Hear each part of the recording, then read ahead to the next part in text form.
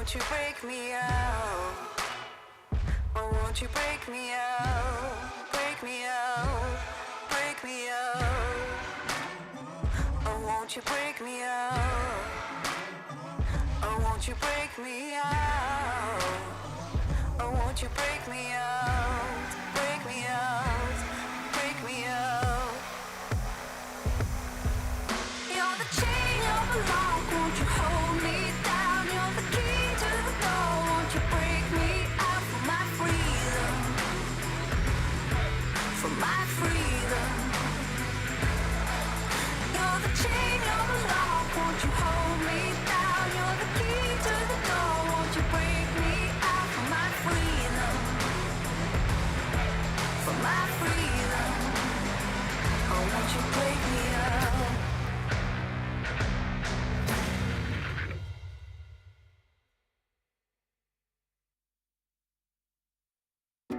When I wake up in my bedroom with you right next to me, holding my hand, something I could get used to, 'cause you're by my side.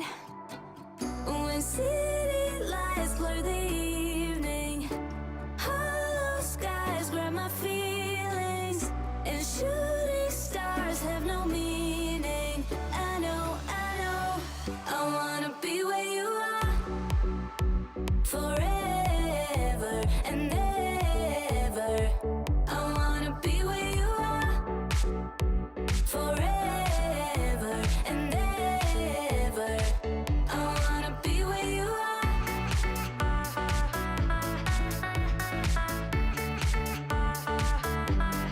Be where you are.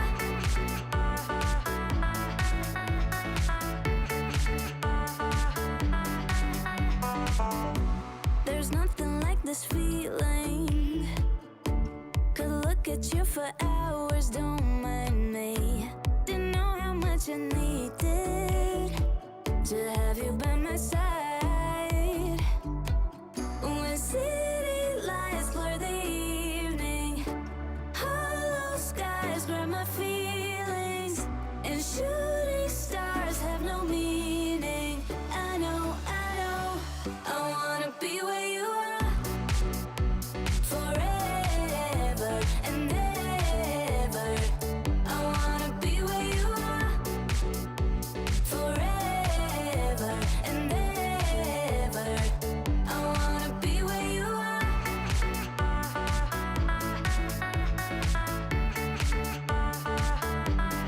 Be where you are.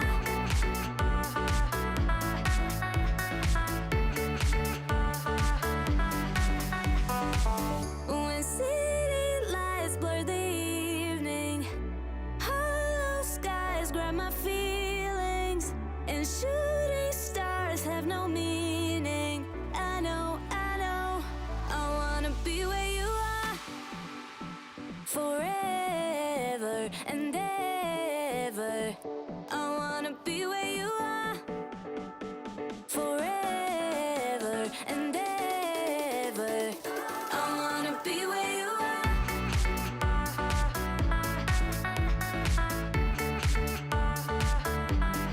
Be where you are.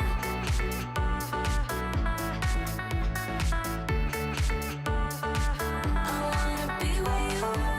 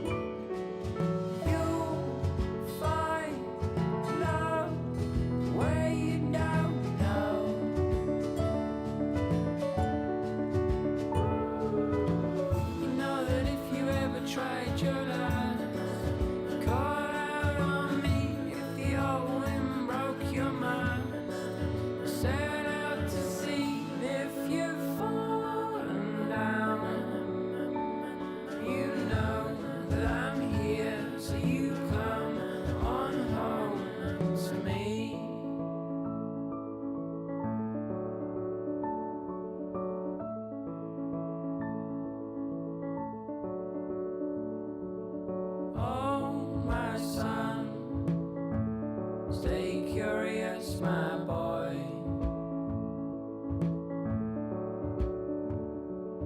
Always ask where this road goes. Oh, my son, stay curious, my boy.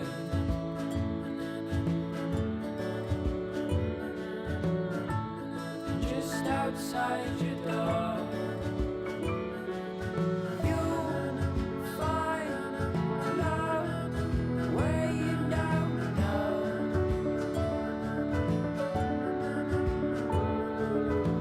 You know that if you ever tried your last, call out on me if the old wind broke your mind. Set out to sea if you've fallen down. You know that I'm here, so you come on home to me.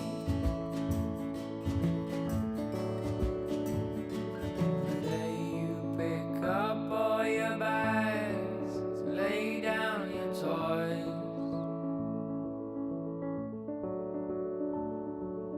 Oh, my son, stay curious, my boy.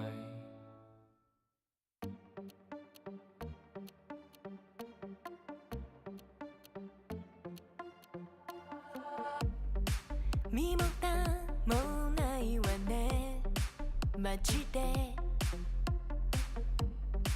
メール既読無視でもてめトラブルならすぐ相談してよだなんて細い指先が僕を指す Please come this way ピンヒールで突き刺す血の味が欲しいまで純粋だと思ったバカねゴー赤いリップで踊るネオンライトがきらめく騙されたなんてめめしいやつねゴー通報するならすれば罪深いの私よこの世のクズどもよかも民がひれ伏す農場の世界へようこそ落とし穴に落ちたあなた Please come this way ピールで突き刺す血の味が欲しい前に純粋だと思ったバカねゴー赤いリップで踊るネオンライトがきらめく騙されたなんてめめしいやつねゴー通報するならすれば罪深いの私よこの世のクズどもよかも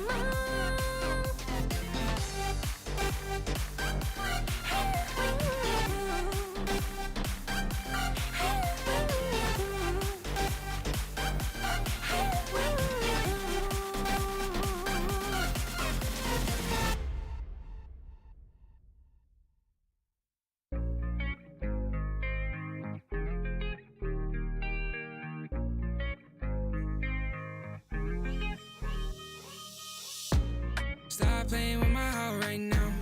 Girl, I need you in my life right now. Though I'm all tied up, need your love right now.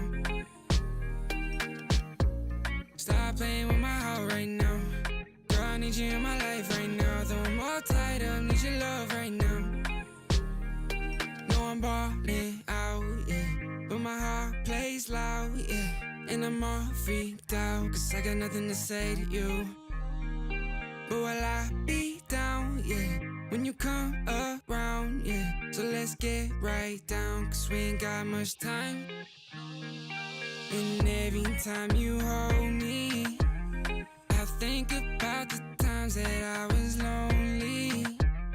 Keep reminiscing about how you the only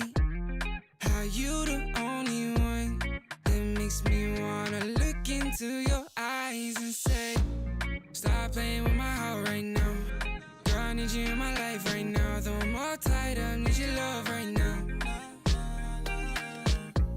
Stop playing with my heart right now. Girl, I need you in my life right now. Though I'm all tied up, need your love right now. Yeah, we could take time to work things out, oh yeah. But I want you in my life so we could have each other, yeah. I know it seems hard to shine, but you're a million stars at all the same time, yeah. And you know I really mean it.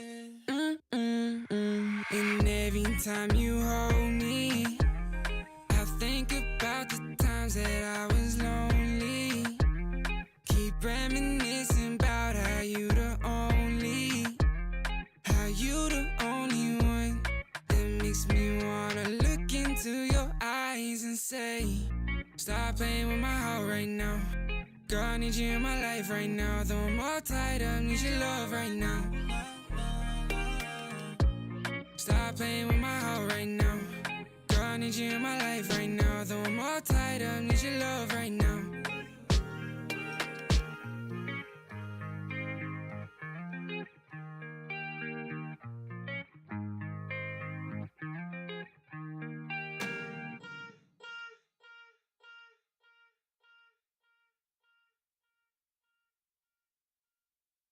Different energies I bring, only sickness I fling. Bad like Gustavo Fring, can't try not a ting. Flyboy, I got the wings, and they can't keep up with me, dog. That's why all that I bring is wins.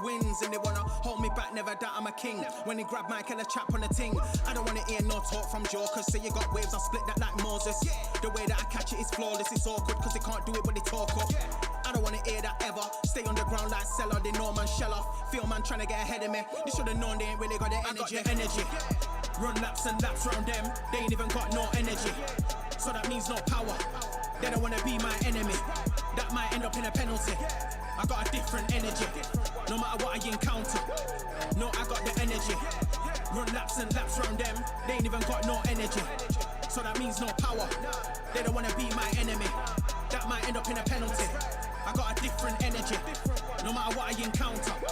No, I got the energies.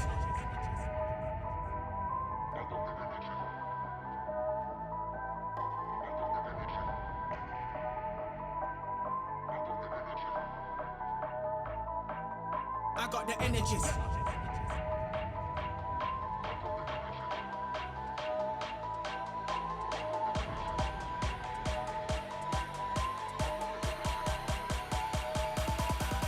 I got the energy.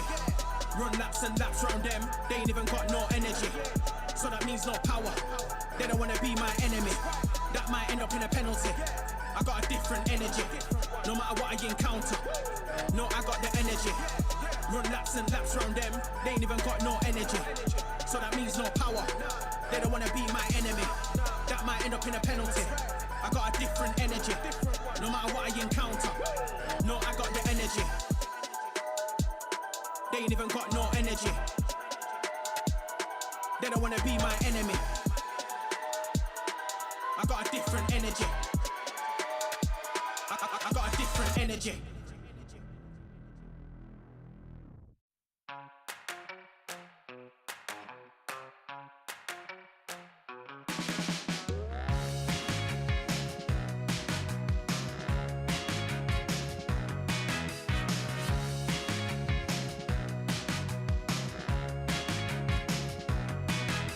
So I got my education in the old school, surfing on a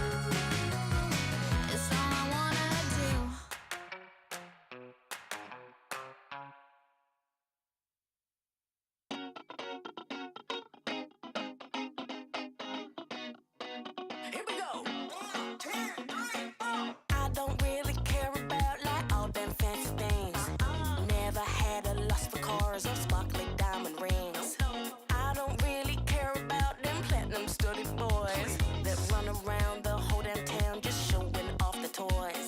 Like do-si-do, I'm ready to go. Been a damn long week, it's time for the show. Call my girls, like, ooh, don't you know? I'm with my girls, yeah, my girls. We've been working all day. It's time to dance the night away. I'm with my girls, yeah, my girls. We got records to play, so come let's dance the night away. Like do-si-do, we ready to go. Sneaker fresh for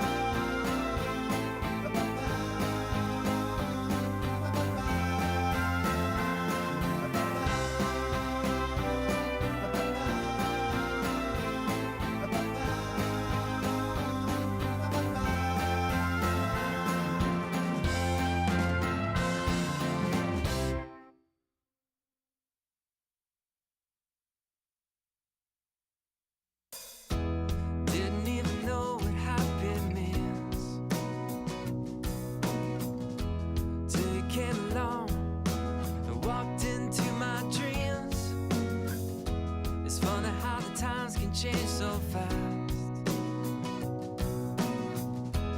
Looking straight ahead, I don't think of the past. You've changed everything. It's like bright lights and a starry sky. We're gonna feel that way most every night. Sunlight on a summer day. We're gonna laugh and dance all the rain away. Sing a new melody. It's full of love. It's beautiful and free. 'Cause you belong, you belong, you belong to me. Birds fly, fill the trees like it's always spring.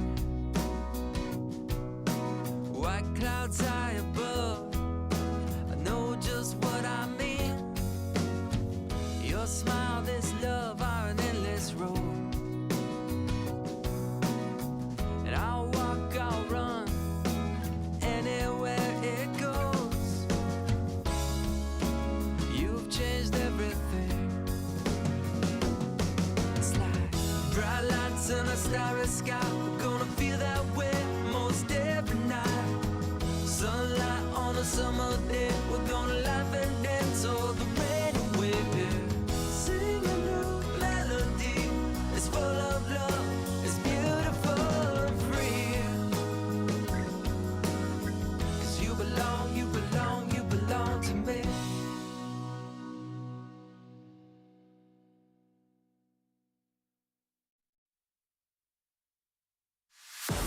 Tell me what you're dreaming of, waiting for your fate to come. There goes another day of sacrifice. Are you never gonna try to fail? Never gonna stop to give in? Never gonna try to reach up for the stars? You gotta fight with all of your life. Before the doubt takes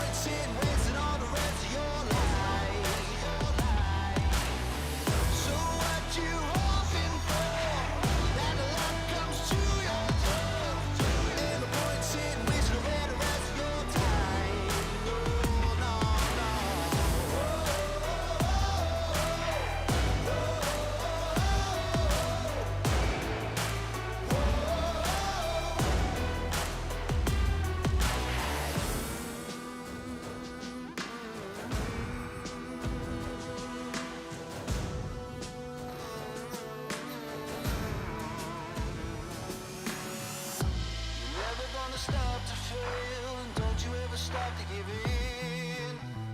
Never stop reaching for the stars.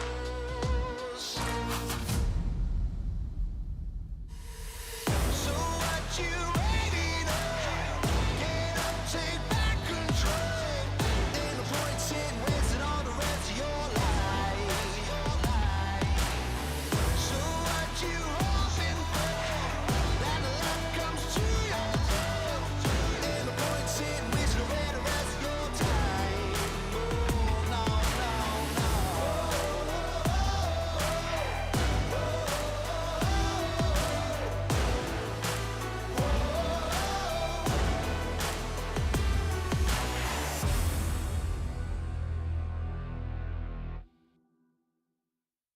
They're gonna know my name.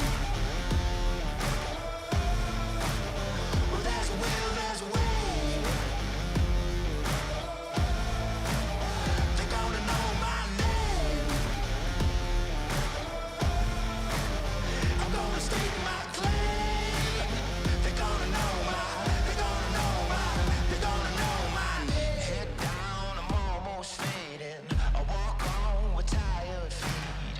No time for hesitating. The world's coming after me. But I got no time to be bitter. No doubt I will succeed. I ain't got no faith in you. There's only one thing I believe. They're gonna know my name. Well, there's a will, there's a way. They're gonna know my name. I'm gonna stake my claim. They're gonna know my, they're gonna know my,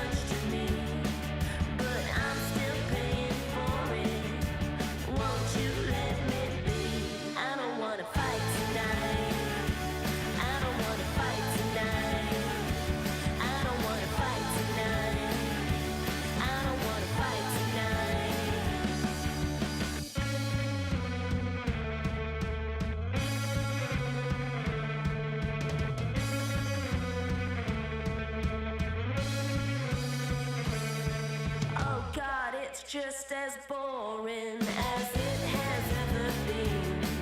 But I will still adore you, it's what you mean to me. Do you want me around? Is it all just too late now? Do you want me around? Is it all just too late now? I'm here waiting for you, I'm lay across our bed. I'm still spinning out all your words in my head. I don't wanna fight tonight. I don't wanna fight tonight. I don't wanna fight tonight. I don't wanna fight tonight. I don't wanna fight tonight. I don't wanna fight. It's in my blood to lift it up and hang my halo on a miracle. And you don't see the scars in me. I defeated the demons of recovery. Every inch I was resting in the rubble.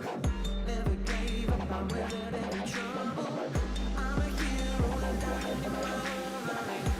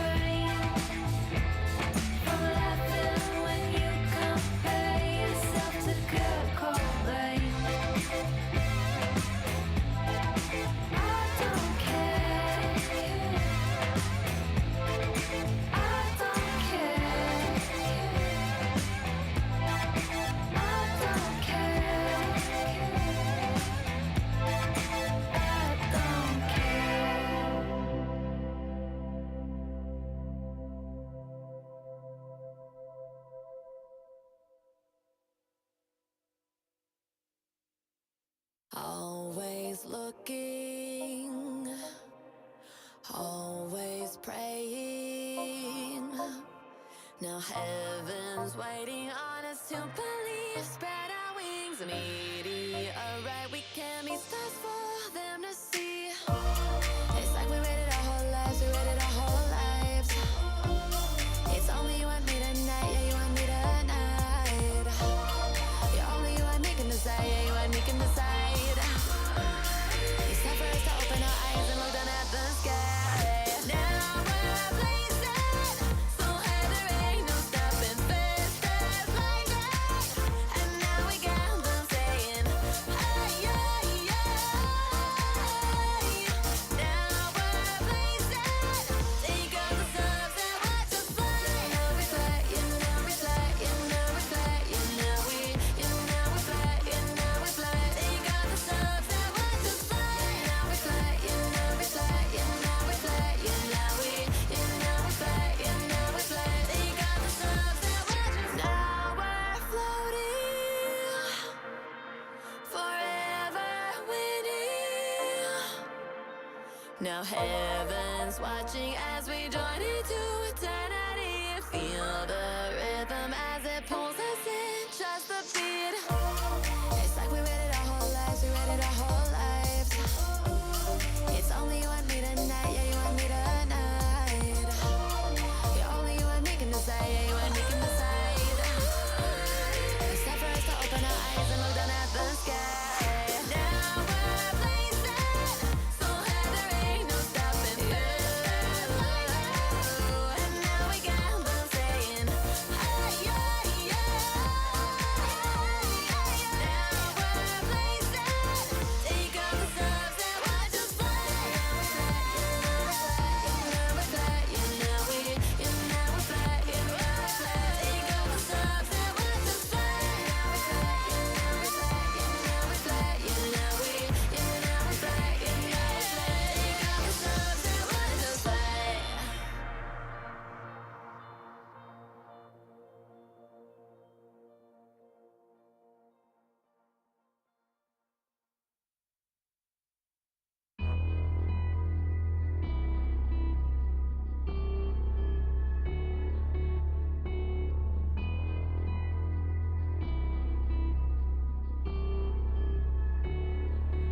Can you take my bad side? Bad side. Once you see my bad side, bad side. No, it ain't picture perfect. Don't push me, it's not worth it. You don't wanna see my bad side. Can you take my bad side? Bad side. Once you see my bad side, bad side. No, it ain't picture perfect. Don't push me, it's not worth it. You don't wanna see my bad side. I'm far from your ordinary lover. I'm different from any other you've ever had before. So you must have me mixed up. You must have messed up. You won't make that mistake no more. Or I might just lose it. I might just lose control. You might just push me far enough for me to let go. No, you don't want to see the monster inside of me. 'Cause it might be a bit too much to handle. Can you take my bad side? Bad side. Once you see my bad side, bad side. No, it ain't picture perfect. Don't push me, it's not worth it. You don't wanna see my bad side. Can you take my bad side? Bad side.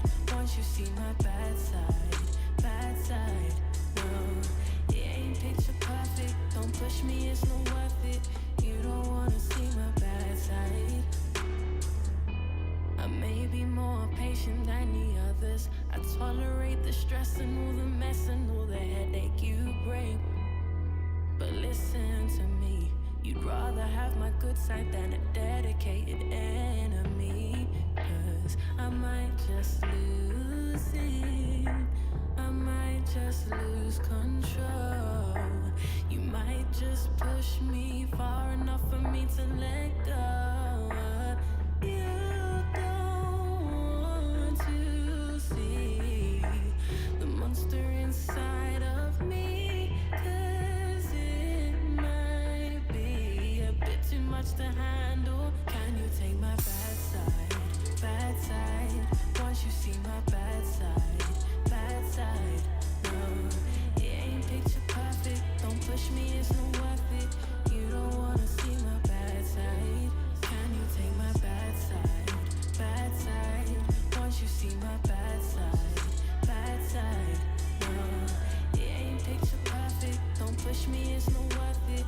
You don't wanna see my bad side.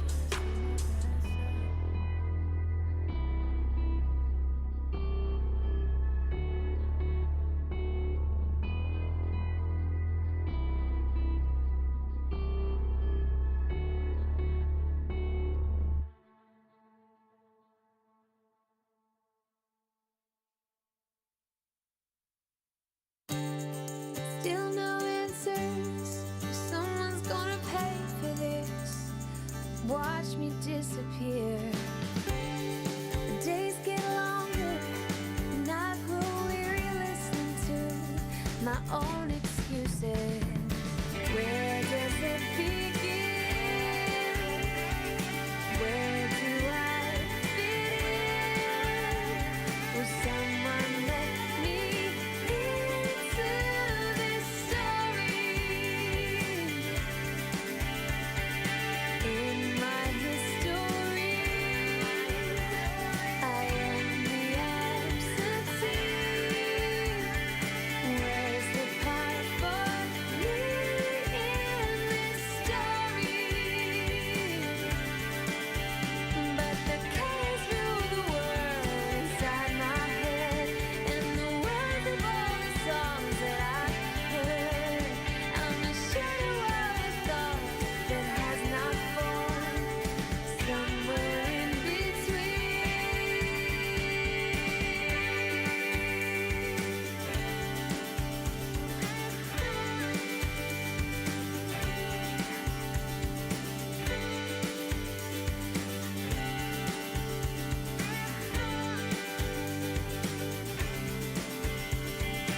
Where does it begin?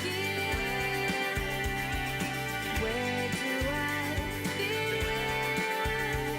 Will someone let me into this story? This story.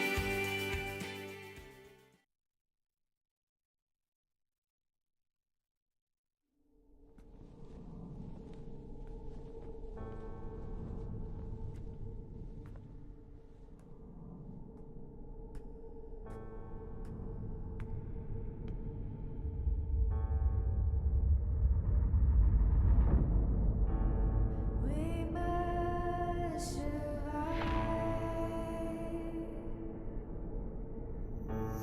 So true to what was wise.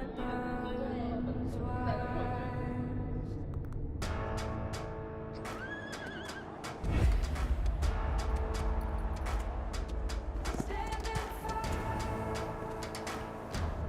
for your life.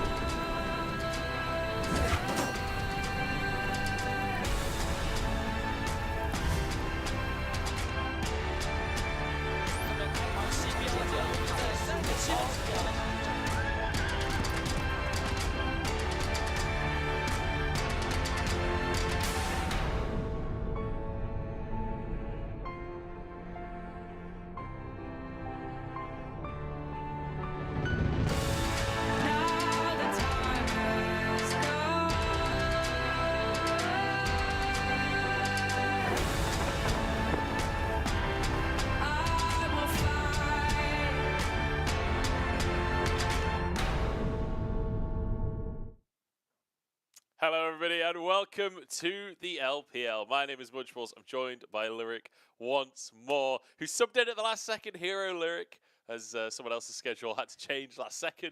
I was supposed to have the day off, so I know. But you get a different day off instead. So You know, swings and roundabouts. If I wasn't casting, I would just be sitting right there, not able to do anything because I can't be loud when you're His casting. keyboard is too noisy to play while I'm casting here, so I bought him some little keyboard dampening rings. He's not even put them on yet, so... You know, I didn't need to because now I'm casting. That's so. true, that's true. We're casting in the same room, so we've got that going for us. So that's nice. It is a Monday, though, which means it's the start of the week here in the LPL, so I believe we have our best of the week stuff coming out, but I guess that'll be later, because first off is yesterday's results. We had some interesting matchups yesterday, that's for sure. Yeah, NIP coming in with, you know, a sub mid laner over Dream, Pout coming in and actually able to take a win off top esports. Always a good showing when, I mean, you're one of these underdog teams and get an upset over a top dog. RA went down 0-2, but it was a close matchup. They had a lot of fight in both of those games up against LNG. And then EDG, RNG, we had Ming back on the Rift, but RNG, they still can't get it together because EDG just looked clearly like the better team in both games.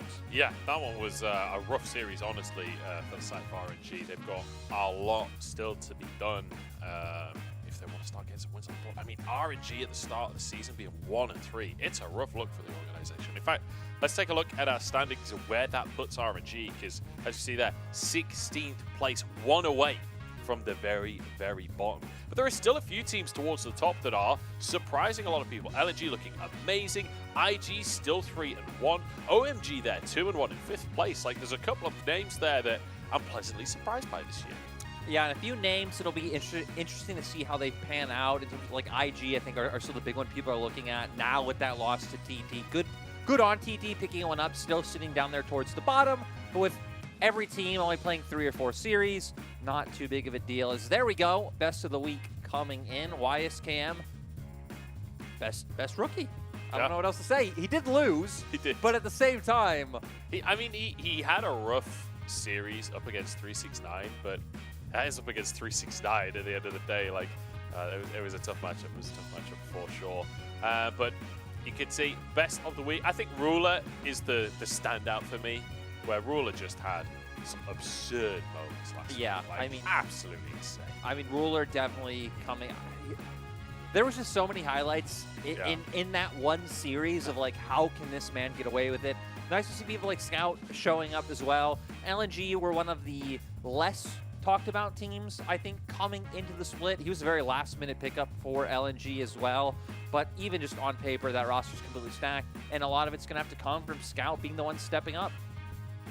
Yep, and Scout will be the best player of last week. This LNG squad continuing to impress, and it's not surprising to see Scout, you know, being a powerful tool in the mid lane, having these kinds of awards for himself after the last few years we've seen from him. I will say, I'm a bit surprised this early on because Scout is one of those players who I feel like early on in a split doesn't do bad. He's the opposite of Xiaohu. Yeah, he like doesn't. It feels like he does enough to get by, and then as the split goes on is when you start to see like the super carry Scout. Yeah. As the year goes on as well, it feels like the longer the year is, the more powerful he becomes. He absorbs the power of everyone else. Let's talk about today's games though. FPX versus Weibo to kick us off here. Both of them looking for their second win. For Weibo, that's a slightly more positive look currently, with just the one loss on the board. And then AL versus JDG later on. I can't sugarcoat that one, really. It's going to be a tough matchup for AL. Like, if they want to try and win that one, they're going to have to show something new, that is for sure. Yeah, and I mean, already sitting at 0-4 on the board, going up against a team that hasn't dropped a series yet, it's going to be rough. But we get to come in today and see a team that me and you were actually casting the other day, Weibo, not able to pull out a win against Billy, but still did have some pretty good mid-game setups and show that they could be a very clever team. Just a lot of messiness in there as well, which isn't too surprising for Weibo and just the players on the team. Yeah, I mean, when you look at this roster, right, the Shy and Caster, both known for being a bit messy in the game, not necessarily playing like quote-unquote perfect League of Legends. I'd say Xiaohu, Light, and Crisp, though, generally try and play cleaner League of Legends than their top side, I would say. But yeah, not super surprising that this is a team that they're kind of vibing on the road. I'd say just weird decision-making overall, too. Like, you talked about how that top side being it. We saw, I believe it was game 1, where we just had like early pseudo dive on top side at like the 4-minute mark. Billy gets a bunch of kills, and from there it was Shun's Kindred just becoming absurd, having Kraken Slayer at like the 8.5-minute mark. That was the game as well where we had everyone just stood in river staring at each other for like a solid minute before it all kicked off as well. That was a very strange game. But like you say, PLG absolutely dismantling them there in game number 1, then coming back into the series. Shy's Cassante. Yeah, that was something. Yeah. That was something special right there. I'm wondering if that'll be banned today, honestly, because I don't know how you deal with that. It didn't feel like there was much counterplay. Comparatively, though, Xiaohu has played 5 games of Cassante so far this year, whereas the Shy has only played 2. So maybe for FPX, it's more a matter of just first picking Cassante as opposed to banning. It's interesting, right? Because, I mean, 4 FPX haven't really been able to pick up too many wins. I mean, Cassante is still a ridiculously broken top lane. I'm not saying that picking this is why they're losing, but maybe needing to change things up. They did pick up a win in their last series, which was the first time they brought in Hacker. And Hacker, even though a player who has received quite a bit of criticism, we talked about this last year, but like known in the Chinese community, I believe that the name is Ultraman, where it's like the first 15 minutes he shows up and he can be an absolute legend, but then after that is when really starts to just fall off and can be prone to throwing games. But I feel like in his first series back this year, Hacker had a great showing, and it was enough to get FPX on the board. Yeah, Ultraman powers down after 15 minutes and collapses in on himself. Well, we'll see if he's still Ultraman here today. He's up against Karsa, so definitely a tough jungler to play against. Karsa, definitely known for enjoying hovering around lanes in the early game. Hacker known for being pretty much a ganking jungler, like historically. Certainly when you think back to like his time on OMG, like that was all he did was just gank those lanes. Hacker is like, you know, no matter the criticism, Hacker's one of my favorite players because Hacker is the guy. We saw it, you know, the other day, he will always like flash over terrain to like get the gank angle. And I love junglers who do that, looking for that aggression coming out. But already going to get straight into draft and a lot of focus being put up against Karsa. Once again, we saw Billy doing the same thing, but 3 jungle bans, teams really wanting to focus out what a lot of people see as maybe the weakest member of Weibo. Yeah, absolutely. Trying to target out Karsa there. The Zeri locked in. Worth mentioning that we've got 4 Zeri games for LWX, 6 Yuumi games for Lila. I was kind of keeping a eye out on whether or not Weibo would actually ban the Yuumi, just because it has very much been something that FPX want to lean on. Whereas Weibo are just saying, no, we're happy for you to get the Zeri Yuumi. We're just going to take Lucian Nami and try and body you. Yeah, wanting to go with the more aggressive route coming in. And FPX is going to go with, I mean, a very standard response, right? They've already taken the Vi, so many jungle bans on the board, go with the Wukong, and now, yeah, very telegraphed first phase of the draft coming out, and we're really only looking at soul laners. The Cassante, something that you hit on earlier that maybe Weibo will either look to ban or could even just take away on 4, which I feel like would be a bit of the better option. With Jax off the board, there isn't really anything that Xiaohu has left to play. He's played the Gwen, really the only other champion he's played, but we've seen that really fallen off ever since we've come back from the Chinese New Year break. Yeah. It's kind of funny to see how dominant Cassante has been in lane in LPL when you look at like solo queue for the stats for the champion. There are a ton of champions that have like way positive win rates against Cassante in lane, but we don't seem to be seeing that much in the actual LPL. So maybe it's a matter of once you get to the very top level of that laning phase, it changes things up a little bit. Rise being taken away from Care as it was the Jace banned away from the Shine. We'll see. What FPX value banning? Do they go for that Cassante, or are they going to let that go through for the Shine? I don't even know if you can ban it, considering that it is one of the like bread and butter picks that you have going for you.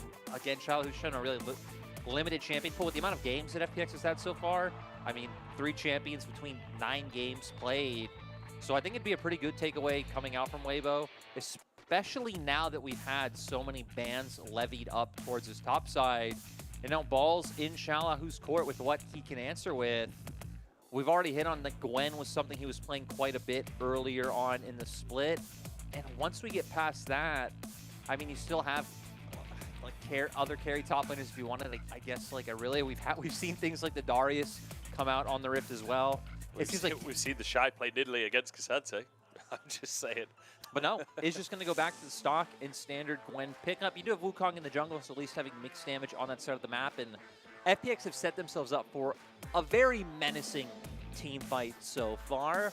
The fact that they have a bot lane that shouldn't be able to generate much pressure, top's going to be a bit of a wash. I like that they end up going for what should be a mid laner with higher presence in the laning phase. Yeah, absolutely. I mean, between Wukong and Syndra as well, you have a lot of damage early on in the game. Like, those two as a pairing will pretty much one-shot someone if the Scatter the Weak can land. And we'll see whether Xiaohu can dodge that kind of early pressure.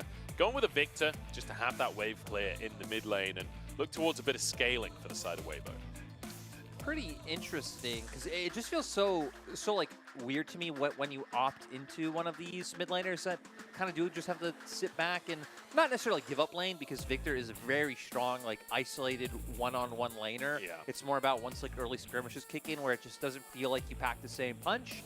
But if they can utilize the pressure and prio that Light and Chris can get, especially if Karst is playing down towards that half of the map, and put pressure on Care, I definitely think what Weibo have drafted can pan out. Both mid laners also incredibly immobile, so whichever jungler can find a gank on mid lane first is going to have a lot of impact as this game goes forward. Yeah, I feel like watching Karsa up against Hacker here is going to be an interesting early game, right? Vi versus Wukong. Inevitably, both have a good amount of early game power in their toolkit, but both also massive spike at level 6. Massive moment for both of their kits to be able to have that extra chunk of CC to set these plays up. So I'm keeping my eyes on Hacker versus Karsa for this early game, how they try and play this map out. But it has to be said, and I feel like I say this every time Weibo are playing, the most volatile lane in my mind, it's got to be top lane, right? Xiaohu versus the Shy. The Shy on Cassante. Inevitably, the Shy is going to be worth a watch there. And, you know, funnily enough, I don't think the Shy's been all that volatile this split. He really has just been performing really good. Yeah, incredibly well. So many highlight moments so far. And with Shalahu on the opposite side, being one of the members of FPX, you would hope could step up. Gonna have a tall task ahead of him today. Well, we're on to the Rift as we head into our first game of the night. And once again, FPX, kind of a tall task up ahead of them here against Weibo. Weibo looking to be a favorite of the entire league. But like you said, a bit messy so far from Weibo.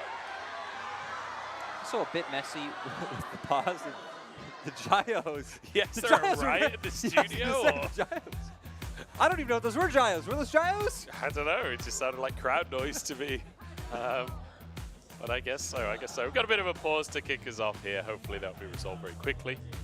But yeah, FPX, they've had an interesting start to the split, right? Where we've seen some games where they look really good, and they keep on going to 3 games in their series, no matter who they're against. Like, they went 3 games against WE, then lost, which is not a good look, but then took BLG to 3 games, which is a good look. It's like... But then also went 3 games against Ultra Prime. Yeah, which it's like... I guess we don't really know where Ultra Prime stacks up just yet, but on paper, Ultra Prime expected to be one of those, you know, middle to lower end teams. And, yeah. You know, we came into today talking that we also expect this to be a 3-game series.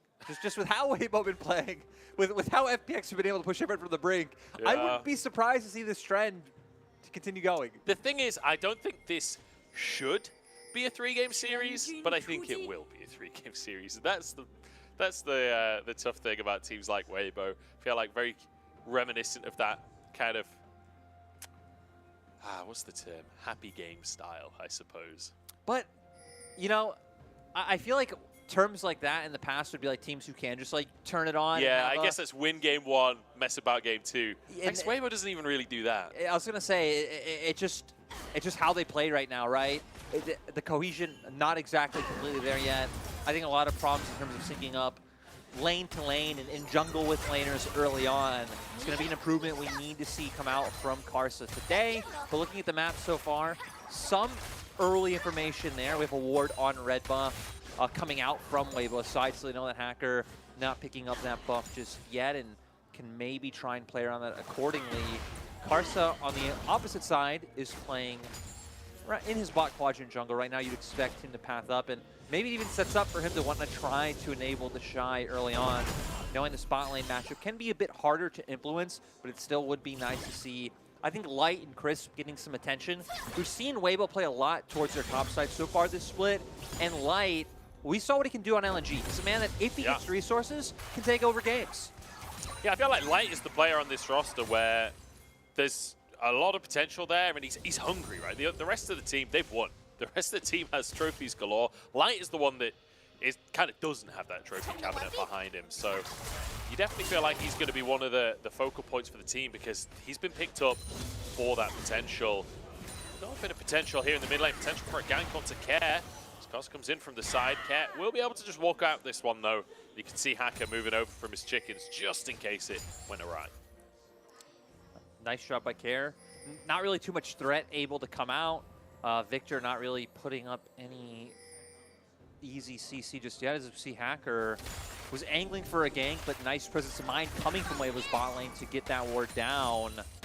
And for Hacker, I feel like you're kind of looking at the same thing that we just saw come out from Karsa. It's putting some pressure in that mid lane matchup, even more so for the side of FPX's draft, where I think a lot of your win condition is going to be about like burning a flash from Victor and then leaning towards one side of the map with Care. Even if you don't commit to the gank, just playing with that fog of war and allowing Hacker to get these ganks off.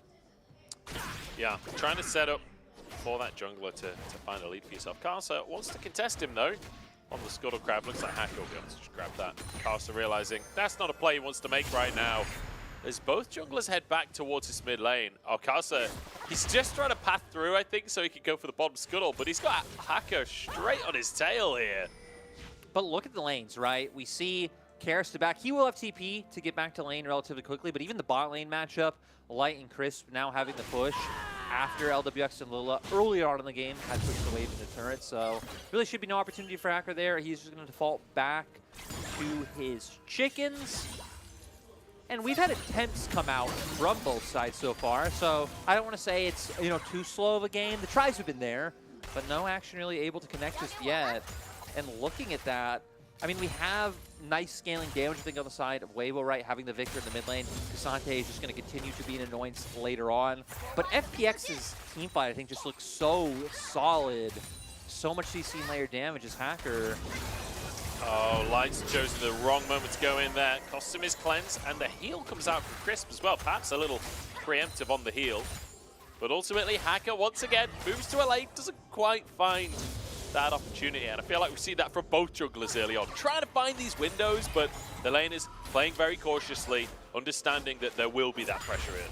Vision already coming out. I mean, we saw Hacker earlier clearing out the ward on the side of Weibo, but Weibo's bot lane able to get another one down and make sure that they are doing just fine. You're keeping mid is the Shy getting heavily traded on. He's going to be okay by the looks of things. Wasn't leveled down up in the top side. Xiaolahu tries to find that all-in. Fair play to Xiaolahu trying to find that window for himself, but Shy manages to survive it. And that's the most important thing. Ghost for Ghost there as well. So neither one of them going to have that. Both top laners going to use their TPs probably to get back to lane and make sure the wave state can be in a good position. Oh, bit of an all-in the mid lane from Xiaohu. But Hacker's here to protect his mid laner. The Chaos Storm doing so much damage early on in the game. Like, if you have that level 6 spike against the level 5, just blast it and you pretty much force them out of lane. Right? It doesn't even matter about, you know, any kills that could or could not come. You just guaranteed yourself lane pressure. We can already see Xiaohu having a bit of a CS lead. Care does have a wave coming into him, but now we need to focus on junglers as Karsa making his way around. Yeah, the Shy's up there, already going for the all-in, all-out, and here comes Karsa with the flash to finish off the kill and grab first blood.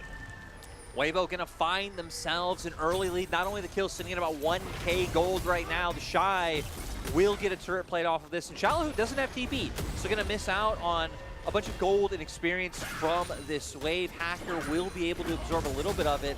But now that we've had this first gank top, Xiaohu's been keeping up pressure mid.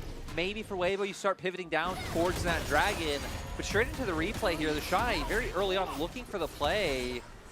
Gets behind with the dash. Finds the opportunity for the ult. But then once Karsa comes in, I mean, Q flash out. Yeah. Gets the kill on the Shala, who would have been nice onto the Cassante. But I even like getting like early kills or early gold onto your jungler since they are the mobile piece around the map, able to more like influence early on with that advantage. Especially on a champion like Vi, right, where you really do get a chunk of damage early on, like the Caulfield's Warhammer will add a punch to these ganks. Speaking of ganks, level 6 for Karsa in the bottom side, and LWX going to feel the brunt of that. The CC chain comes through. See ya later, FPX. That was clean. Great game from Karsa, but Chris, flash follow-up with the bubble lights in there as well with the damage. This is what you'd expect Weibo to do. Now they can look for this dragon and start stacking up neutrals to where 4 FPX haven't been able to get anything going just yet. We hit on it earlier. Hackers tried, especially down towards that bottom lane. The opportunities weren't present, and we haven't really seen him look for any sort of mid lane gank just yet, which is what you'd want. You've scattered the weak in mid lane, jump in, find the stun coming through. Hacker will be 6th level soon, so at least you'll have the Cyclone to more easily set up for a play, but it really feels like we need to see FPX starting to get on the board. So Karsa taking a creative route into the lane, but doesn't need to flash right on that Vi. Has plenty of chance. And then the bubble punch combo, right? It's too insane. It's just so straightforward.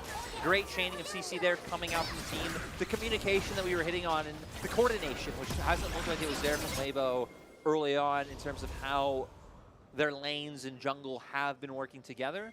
As now we're going to see FPX find a response play. They're going to be able to get Herald off the back of Weibo making a play down towards spot, but you need to create an opening where you're actually able to use this. That's what we haven't been able to see them do just yet. Yeah. I think that's the inevitable thing about a Dragon versus Herald trade is for Dragon, you've got guaranteed stats, you're one step closer to Solar, etc., etc. Like you've got that advantage now. For Herald, like you say, you have to find your window. So if you get Herald while you're behind, quite often you see teams not really able to convert that. And especially with Herald being, I guess not necessarily nerfed, but a chunk of that gold being from the Herald instead of from plates. It's a matter of whether or not Hacker will find the right lane. Whether, like, the odds of you taking a tower with the Herald feel lower than they were before. You even just look at the state of lanes right now. No turret plating has been chipped by FPX from any of the turrets on the side of Weibo. You don't really have any obvious push coming in. Xiaohu has maintained pressure in mid lane, still sitting with a little bit of a CS lead. The Shy's been doing fine up top. It seems like for Hacker, it's still about trying to enable LWX, the member that Fun Plus Phoenix have decided to build around. But we're going to see Blight and Chris finally give up the opportunity. They don't have flashes up anymore. They're playing so respectfully. I know, they are well aware that something could be going on. Karsa's going to move over. Feels like Weibo have read the play. And now Light and Crisp have to try and look juicy, bait Hacker in for the Karsa play. This could go both ways though. It's 3v3 as Crisp, great tidal wave across the team. Culling blocked by the minion wave. But Weibo denied the play from Hacker and denied that Herald going down. Gonna be able to get this wave pushed in, clear out some vision down on the bottom side. And Weibo feeling happy with that because if the game just stays in this, let's say like isolated, the lanes are just, oh my days! The damage onto FPX, where did that come from there? LWX feeling the brunt of that one. I mean, Serrated Dirk is there, I guess. And then there's a Chaos Sword mid, and now there's a bubble in the bottom side. It's Hacker to go down. Lilith runs out of shoulders to sit on LWX finally. Back at the bottom side, but Karsa's not having any of that. Dives to the tower for the double kill. Health bars are low. Weibo trying to escape from this one. Lilith alone as the TP came to the bottom lane. So Xiao, who gets free reign mid as well. The point I was going to make was if the game stays in a state where it's like 1v1 top, 1v1 mid, Karsa and Hacker. Speaking of a 1v1 top, the Shy gets a solo kill! FPX cannot play this game right now. Weibo winning out in these isolated laning phases. Karsa doing a great job of setting up the early action, and Hacker just cannot match. I mean, what do you even say? Like, the thing is, we were coming into this series saying, you know, Weibo, not super consistent, not super clean all the time. Who knows how they're going to play today? I mean, the last 2 minutes have been clean as hell. And I feel like a lot of it is coming down to FPX not able to get anything going in those first few minutes. Bubble comes out setting up for the dive. LWX had already been chunked, so he had to back off, and that's what allows that first kill to come through. But I love how unexpectedly Karsa, still having the flash, Q flashes in to find it, and we move straight up to another replay with the Shy, who's already chunked out Shallow, who to half HP. Shallow, who's trying to utilize the ult to clear the wave at first, but it just leaves the Shy in such a good position to go in with his ult himself, still has a ton of his HP there, and finds the kill in top side. It goes back to what you were saying earlier, right? Herald about the timeout. When you're the team behind, finding those opportunities or setting up those windows is so incredibly hard. I think Hacker's just going to slam it near that top lane tower. Yeah, there you go. He's just going to get a plate for himself and looks for a 2v1 onto the Shy. Shaola, who dreaming of the time where Gwen was the new broken top laner instead of Cassante in this game. There you go, the plate taken by Hacker in the end. So at least he gets some gold, but I guess the point we were trying to make earlier is that while Herald wasn't inherently nerfed necessarily, the ability to funnel gold on Herald has been there. Like, getting that gold on a Wukong early is still nice, but not as nice as being able to funnel a laner. And I mean, speaking of gold, out of nowhere, after that series of mishaps for FPX, we jumped up to a 5K gold lead for Weibo. Jack Show already picked up by the Shy. Kempunk Chainsword on Karsa. Luckily for FPX, they're starting to hit their first items as well. Both Xiaolahu and Hacker having that first mythic up. And for FPX, I don't know. I feel like theoretically, fighting some of these earlier skirmishes around mid is what you would have wanted to do, but you just feel like you're in such a deficit now. The plan might have to pivot to kind of stalling out defensive vision line and funneling gold onto your Zeri. Yeah. Just hoping that later on, LWX will be able to carry this game, but he is just so far behind right now. Speak of the devil, there's just knockups galore. Crisp to get the kill there. And the knockup onto Lila means he can't jump onto Hacker's shoulder. And this is just getting from bad to worse. Like you say, 6,000 gold lead in favor of Weibo. Now looking at a bottom lane tower as well. And it feels tough for Care, because it feels like he wants to leave that mid lane and help. But Xiaohu has just free reign there. He knows that the second he leaves that mid lane, Xiaohu is going to take the tower. Oh, my scout of the week. Go for it anyway. Crisp to flash down towards the bottom side. Oh, the bubble! The bubble is beautiful from Crisp and his Hacker to go down instead. Weibo, they just can't make a mistake. No, Crisp. Crisp bubbles have been so on point this game. Pulls through once again. And sadly for Hacker, we were hitting on kind of what he's known for in the Chinese community before, about that strong early game, and after that is when he tends to fall off. Wasn't even able to find that this time around. Xiaohu looks like he's going to look to enable his top laners early game. Or I guess he even just touched the wave. No, they actually are going to try and set up a game. Or maybe even a lane swap? The Shy's still recalling. Well, no, I thought initially that's what they were going to do, but you know, then the Shy stopped his recall. Yeah. It looked like they wanted to. We're just getting a replay here, right? They go for the gank after Scout of the Week comes out, but that bubble able to come on through allows Chris to be able to get away. Thumbs down as well. Karsa's still waiting in the wings. What could you do? I don't know. What could you do? Insult to injury here is Xiaohu now. Not even taking the tower. He could take that tower, but just clearing the way. Wants to deny as many minions as possible from FPX. And I mean, this has been brutal so far, Larry. I don't know how else to say it. This is a masterclass from Weibo. Unfortunately for them, can't be a perfect game because they didn't get that first Herald. So not quite on track for the perfect game, but outside of that one Herald, I mean, there's nobody died. There's no towers that have gone down. Just look at that gold difference between Light and LWX. Is Light trying to show us it on screen right now. I thought that was genuinely just going to be Care going down as LWX trying to make the play alongside his support. Chris might just go down. There we go. Bit of gold for the Zeri. Finally an answer from FPX. Oh, but it's going to be answered right back from Weibo. This Karsa and Xiaohu fight Hacker. Yeah, Hacker made the crucial mistake there of thinking with a man advantage, he had any right to be in any part of either jungle, which, you know, rookie mistake. Rookie mistake. He thought he gets to leave his base. Fool of a Took. But no, that's Karsa's jungle now. As he takes away those wolves, he'll head up to the Gromp, set up for his laners. Tier 1's gone in every single lane, and Weibo not looking to slow down anytime soon. 2.5 items on Light. LWX. Not bad, is it? LWX, I guess, should probably be able to pick up his Mythic right now on this back. But, yep, there it is. Immortal Shield build coming out, but it's such a huge lead.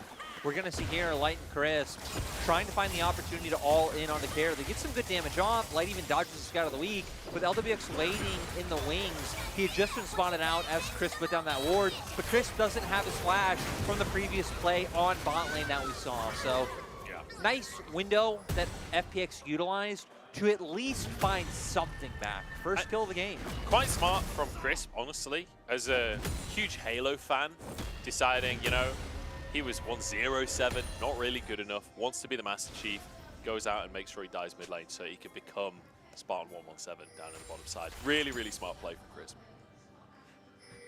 I don't know.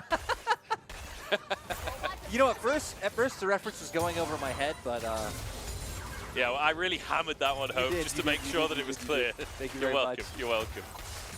Oh dear, 30 seconds on the next Drake, and it's looking like Weibo should have it. As I'm just impressed at how clean this game has been from Weibo. But perhaps Xiaohu's in trouble on the top side. There is no minion wave to dive with here.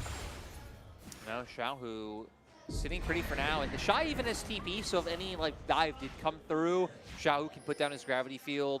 The Shy comes in, and you know, you can even potentially turn that play around. But with no dive coming out, the Shy can just drop this Herald and go for the spot tier 2 as Weibo setting up her plan LWX. No. Look at him go. Like, where's his health bar gone? Everyone flashes forward, Light.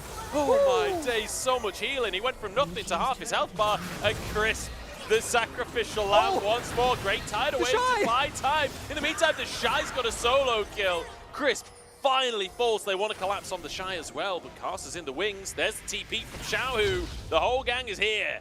And it'll be Drake for Weibo. Xiaohu feeling forced to TP down to bot lane just to try to prevent a skirmish from coming out from FPX.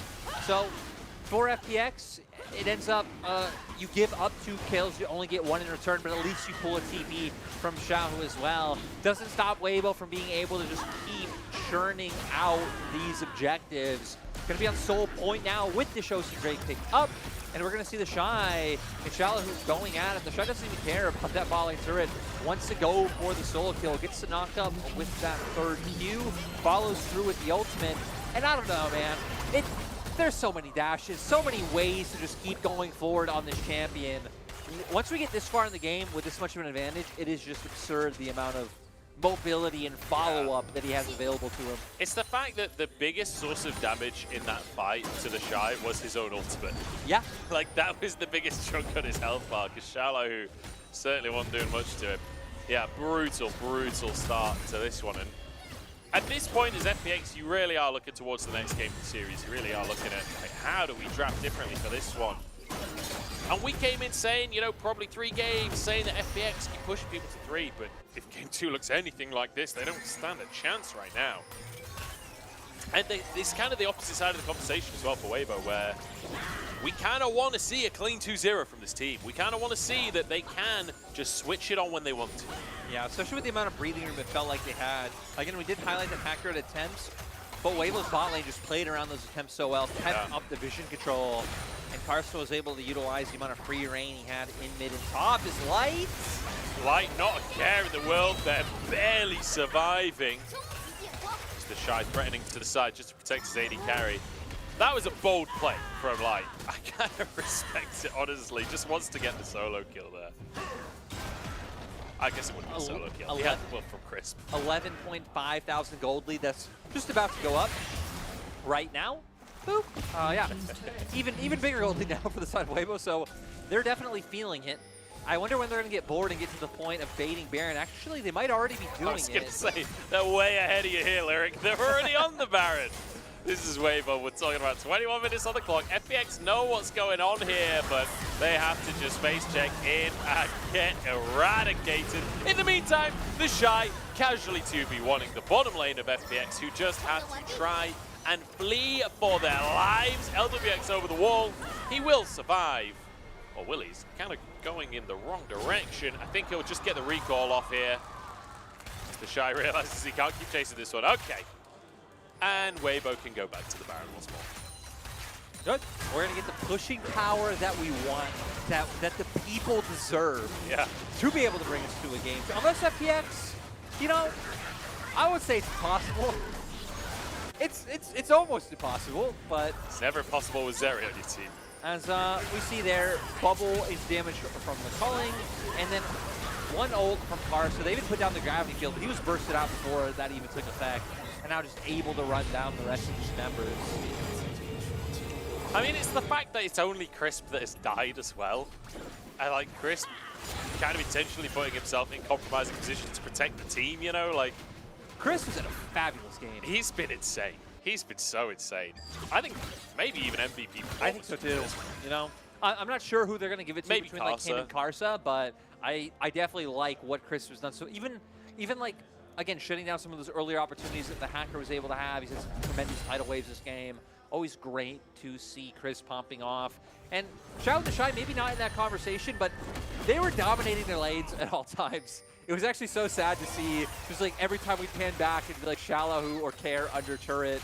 Shallow tried to find some opportunities. Speaking of, FPX looking for one around mid right now, but... Yeah, I'm trying to find a big head. Just gets one shot. It's meant to be Syndra one shot in the AD carry, not the other way around. As it's just a massacre in the mid lane. Shallow who tried to survive, but taken out by Light, who just about gets away from the tower as well. This was a 4v5. This is just not fair, Lyric. The crazy thing to me is Light had just used his full combo. Hacker flanks. Blake still has the damage to one-shot the Wukong coming in. Inhibitors are going down. There's only 10-second death timers, but I wonder if Weibo here even go for the end. Looks like they're not going to without their posturing, but I think they'd be able to do it after what we just saw. I think they probably would, but we were asking for a clean game from Weibo. Resetting here is definitely the clean gameplay. But the Shy just wants to make it really hard for FPX to farm these minions. The cannons taking half of a Nexus tower. Him staying just pulls him even further away from being able to contest this next Drake. Yeah. But at the same time, I feel like as Weibo, you're kind of happy if FPX come because, like, sure, maybe then you just one-shot them and win the game. It's like maybe they do steal a Drake, but you just kill all of them, as we see here. Hacker goes in. Where did his health go? It was just gone. It was.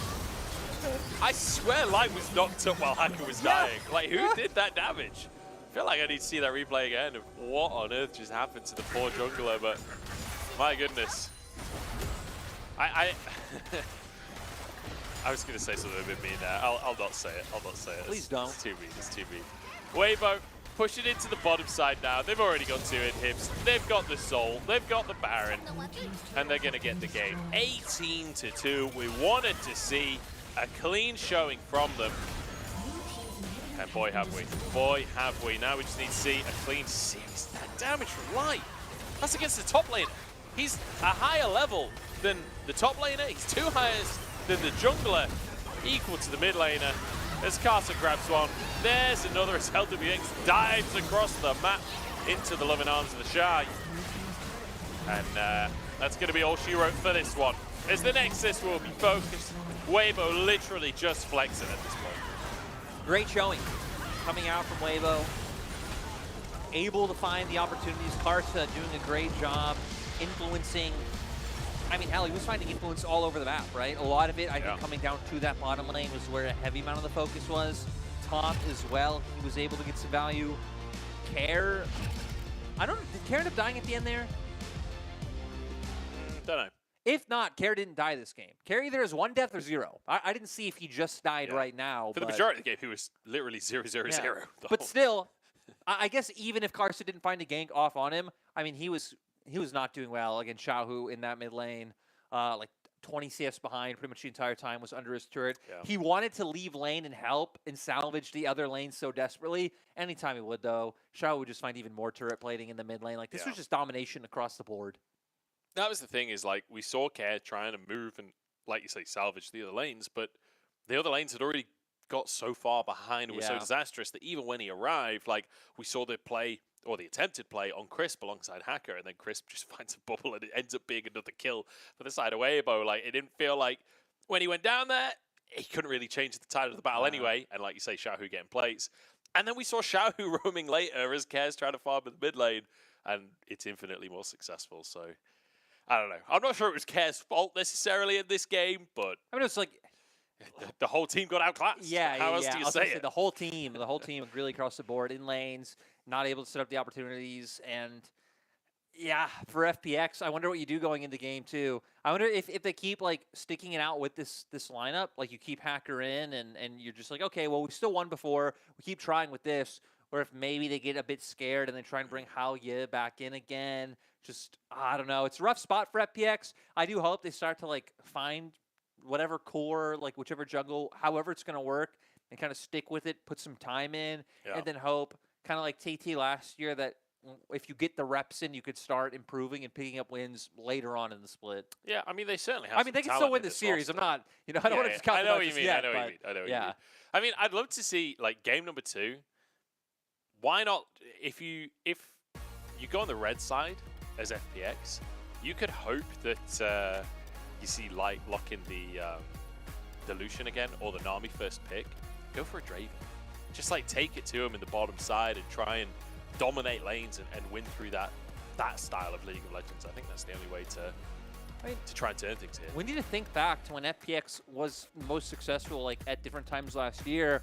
It was coming out with a very aggressive play style around their bot lane, which, back then obviously was Hung, who was a much more aggressive laner than Lila, but still, get LWX and Lila on something aggressive. We've seen LWX sitting at like 29% of his team's damage, which is like the highest amount on the team. Give him the resources, have Hacker once again try to play heavily around there. But I think it will be more about interacting with mid lane, because we didn't see Hacker and Care really able to link up or work together, especially when you draft something like Sinja, which I think warrants more jungle attention than most other mid lane champions do. And then it should be an easier time. Even if you can't go bot, like brute forcing into Karsa's bot side jungle, sending Karsa behind, because Karsa is a member we've seen on Weibo that can be exploited. Yeah, absolutely. I mean, Karsa's playstyle is quite different to most junglers, and like you say, quite exploitable if you can focus on him. It's usually Karsa helping the laners, not necessarily the other way around. So we'll see if that could be an avenue for FPX. We're going to jump into a break and then find out what FPX are going to do, because they got to do something.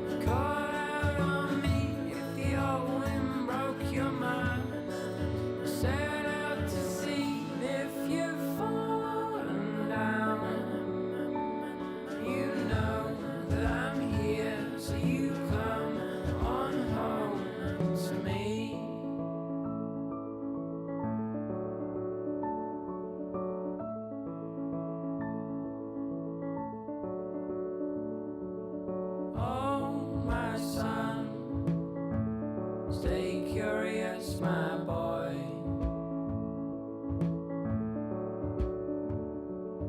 Always ask where this road goes. Oh, my son, stay curious, my boy.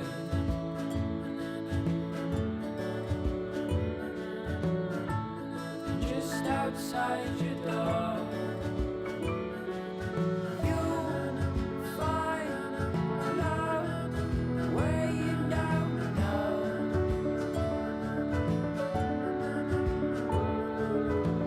You know that if you ever tried your last, call out on me if the old wind broke your mind. Set out to sea if you've fallen down. You know that I'm here, so you come on home to me.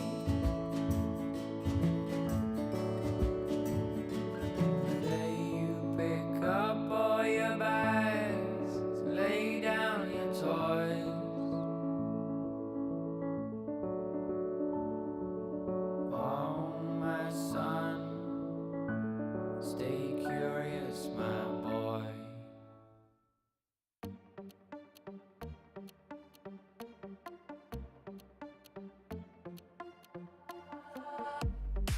身も蓋もないわねマジで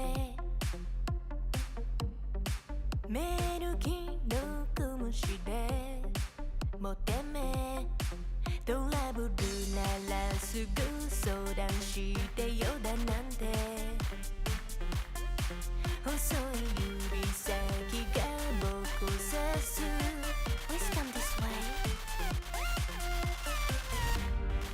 ピンヒールで突き刺す血の味が欲しいマディ純粋だと思ったバカね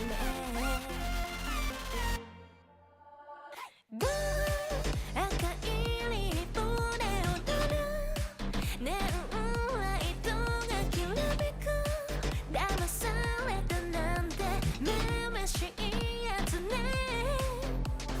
ゴー通報するならすれば罪深いの私よこの世のクズどもよかも民がひれ伏す農場の世界へようこそ落とし穴に落ちたあなた Please come this way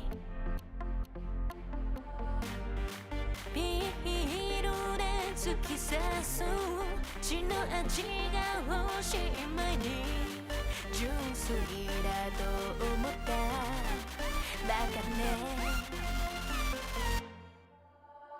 ゴー赤いリボンで踊るネオンライトがきらめく騙されたなんてめめしいやつねゴー通報するなら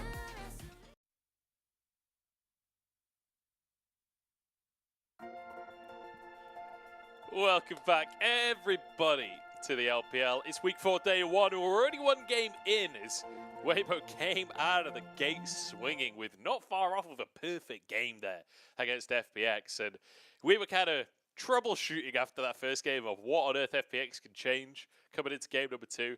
I still don't really know what the answer is going to be, Lyric.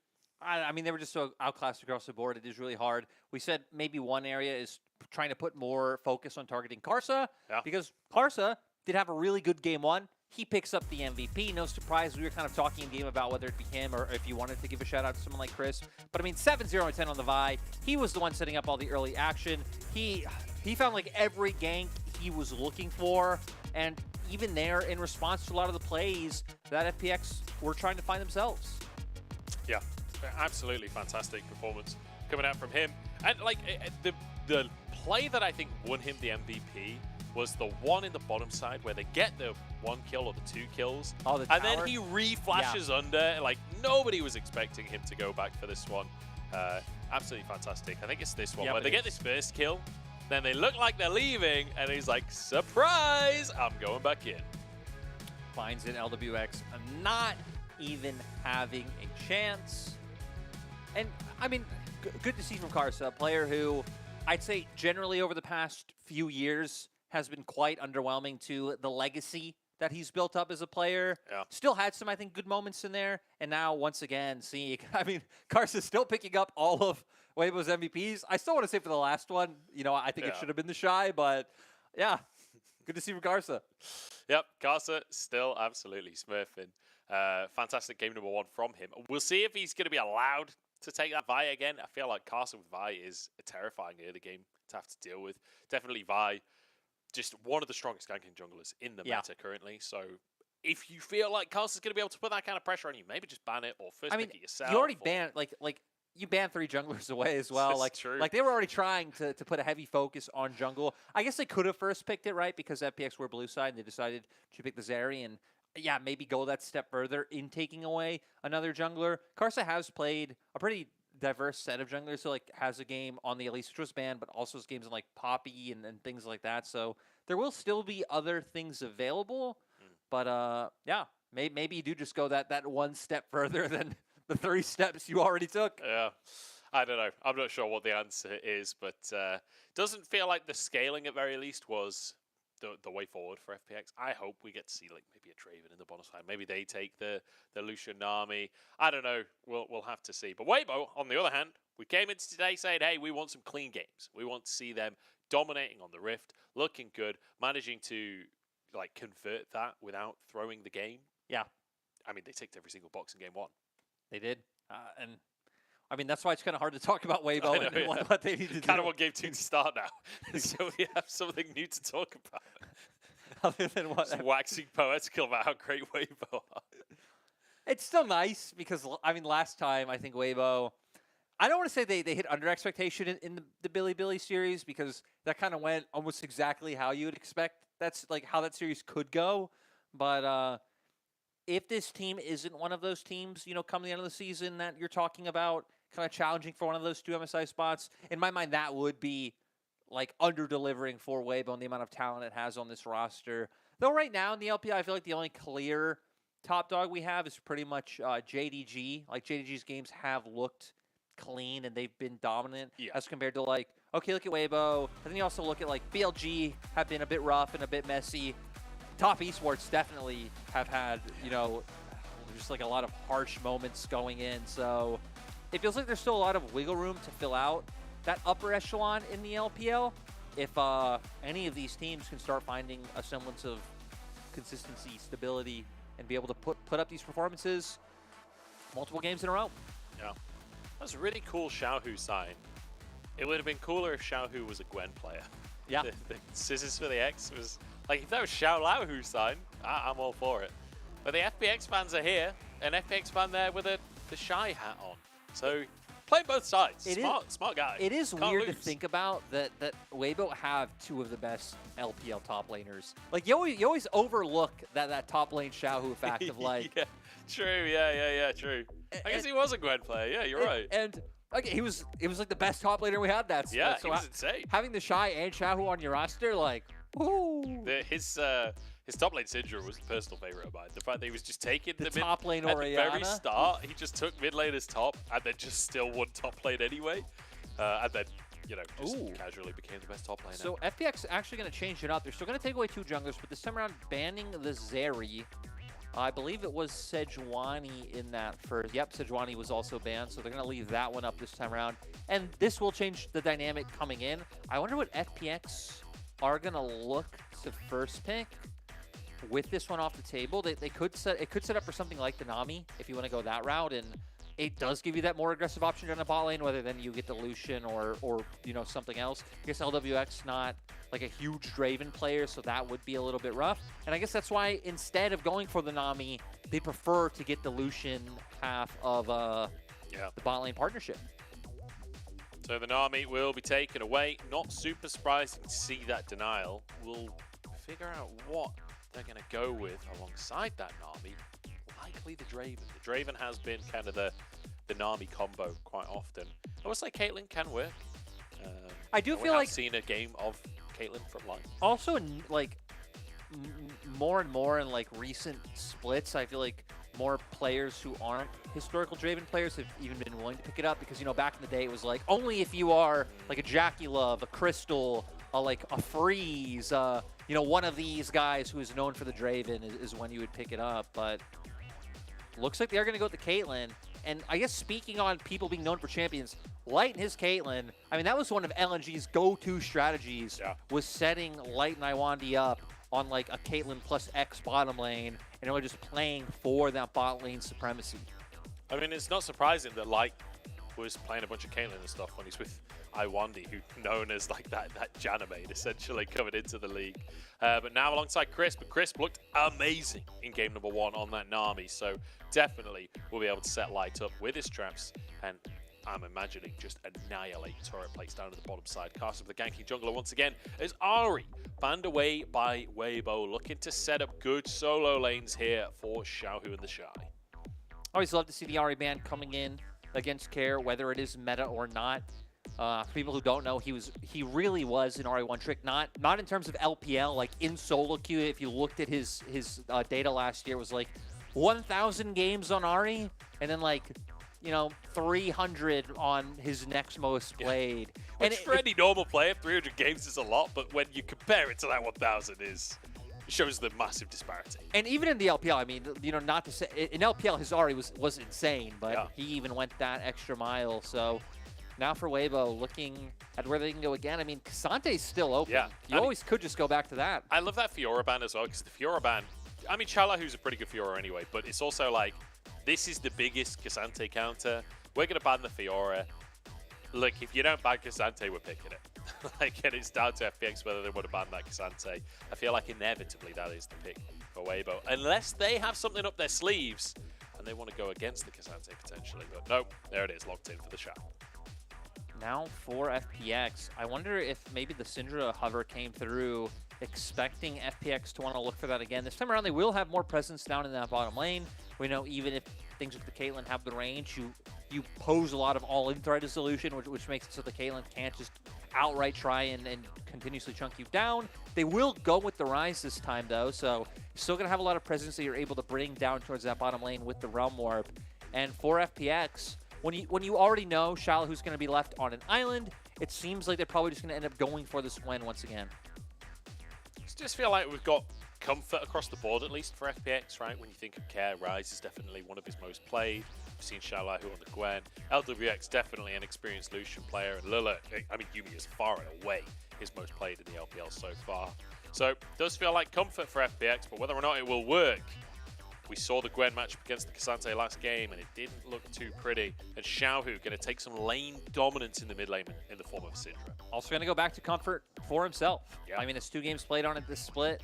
We've hit on it many times that coming into the LPL, he was known as a Syndra aficionado, and has always loved to go back to it over the years. Light on the Caitlyn and Karsa on the Sejuani, which I feel like in recent years has really become his staple.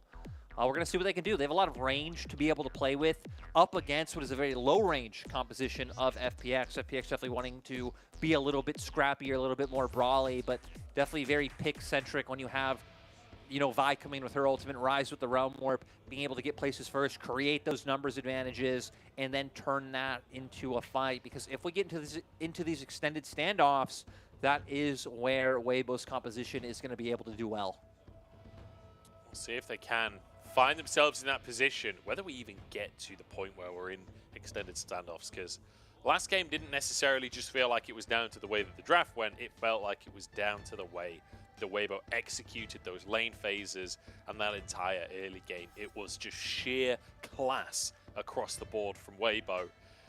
And certainly looking towards that bottom lane, that feels dominant. That feels terrifying to play into as LWX and Lilith. Like, the amount of pressure that a Caitlyn Nami is going to bring to that bottom side is tough to play against. It's going to come down to those first 2 levels, because we actually saw this matchup the other day where the Lucian and Yumi got the better end of the matchup because they were able to survive you know, the levels 1 through 3. And then once you start having that all-in pressure, if your jungle's playing down towards your side, you know, Illusion going to be able to provide more in those like 3v3s than what Caitlyn can do up against him. But Weibo looking like they want to try and set their bot lane up for success early on. And LWX. Oh, he stepped too far. Carcer stepped just an inch too far there. And does get warded out. So LWX will walk away with his life.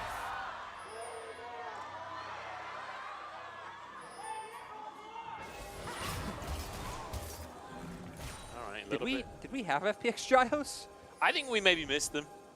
I think we maybe missed them at the start there, but a little bit of action towards the bottom lane. I love how usually you see the teams going through the brushes in the lane. Weibo were literally just charging across the lane. It was like a stampede of players down at the bottom side. Both trying to get their bottom lanes ahead, but neither going to find an advantage to kick off. As Carcer moving up to that top side, opposite starts for our two junglers. Carcer's going to start on the top side, making his way down towards spot. It's about, I think, shadowing, enabling the Caitlyn and the Nami to be able to do what they do best. Try and be there to punish any all-in threat that does come out from the FPX side. And I'm surprised Hacker wouldn't want to look to match any plays like that, considering that when you look at their draft, I think it really is heavily dependent on how LWX is going to do. I also want to see Hacker attempt more plays towards the mid lane this time around. Syndra can do quite well in the isolated 1v1, but still just very easily prone to ganks. You have set up with the Rise to be able to get the root down and then bring Hacker in. Xiaolahu, sorry. This is the toughest matchup of the whole LPL to cast. Xiaohu and Xiaolahu in the same game. I don't agree, especially now that we have Hung and Hung in the league. That's true. We have Hung and Hung. That's true. We used to have Wei and Wei Wei. That was always a tough one. Yeah. Especially when, you know, they're both playing at the same role. But a fairly quiet start to this one. But then game number 1 was a fairly quiet start until like 5 or 6 minutes in, and then it just suddenly exploded on every lane simultaneously. Stun into stun in the mid lane. Oh. The flash for flash. And I take it back. It's not a quiet start. It's a Carcer start. 3 camps into a mid lane gank. We were hitting on how we want to see FPX find impact in this mid lane early, but Weibo are the ones to do it. Showing you have that scatter of the week, you can use that tool to set up very easily to find the kill. And unlike FPX in game 1, Weibo were able to do it this time around. Xiaohu being very patient, waiting for Care to go for the trade himself before that comes in. Carcer flashing to be able to follow up and make sure he continue to get those autos down. And Care does go down in the end. And we see Xiaohu. Hacker's on the way, but I don't know if he'll be here in time. Oh no, the shots! No.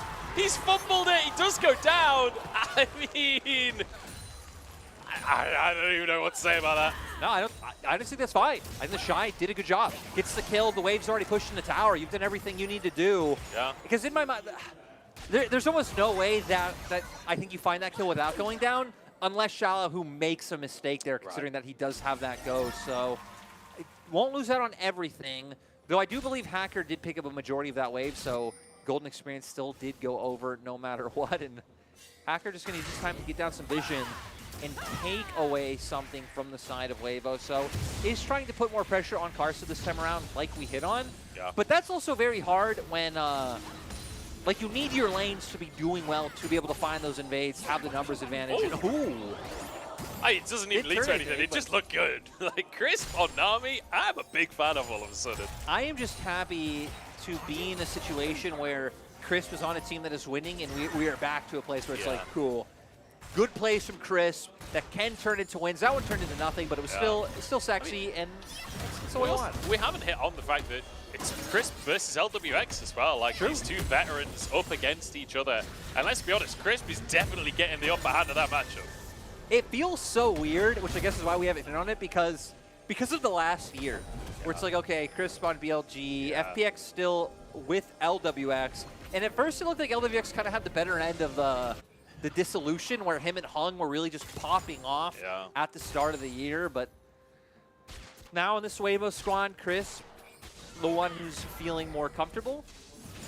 Yeah, turns out being on the highest budget squad in the history of LPL. I don't know if that's actually true, but it definitely feels that way. That's definitely going to do wonders for your KDA, that's for sure. You know, I don't know if it is, but it's definitely up there. Is Oh Shalahu? my days, instant all in on the top side. Stun is there. And it's an easy pickup. They just make it look beautiful. Hacker nowhere near to answer the play. The Shy denying yet another wave. No TP up for Shalahu. And it just looks like a repeat of game one. Just pure dominance coming out from the side of Weibo.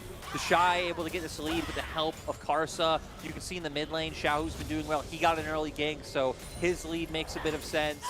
And White and Chris finding a CS advantage on their own, but we were hitting on that. We would have liked to see Hacker play down around them. I mean, the strength of LWX and Lola in this matchup isn't just about the isolated 2v2. As they're getting levels, again, it'll do better once like the culling comes online and you have like more damage to force an all in. But it's about the strength that you have in these early skirmishes. The Hacker just has not been able to find any avenues to get involved. And look, we even have a control ward in the enemy jungle, so even a bit of information for Weibo to play with on where Hacker is at all times. And that's so crucial for when you've got a top laner like the Shy, right? Having that deep vision, though, so he can play as aggressive as he wants and needs to. Still that level advantage. Shaola, who's still not quite hit that level 6 mark just yet, and the Shy almost level 7 at this point. But, I mean, the fact that Hacker is ahead in CS in the jungle as well is kind of funny to me because that's not even a jungle camp difference. It's just that twice now he's picked up a stacked top wave that was crashing underneath the tower. It's a tough situation for FPX, that's for sure. And maybe, once again, it comes to the conversation of looking towards that bottom lane duo. I think it was a clip a long time ago. Might have been from Casual. A bit memey that you know the best feeling as a jungler when your laner dies. You can grab the wave. Getting that huge wave. So Hacker hopefully at least in a pretty solid he's loving mental state. this game. You know? He loves losing in the LPL. He just can't get enough. Oh dear, yeah.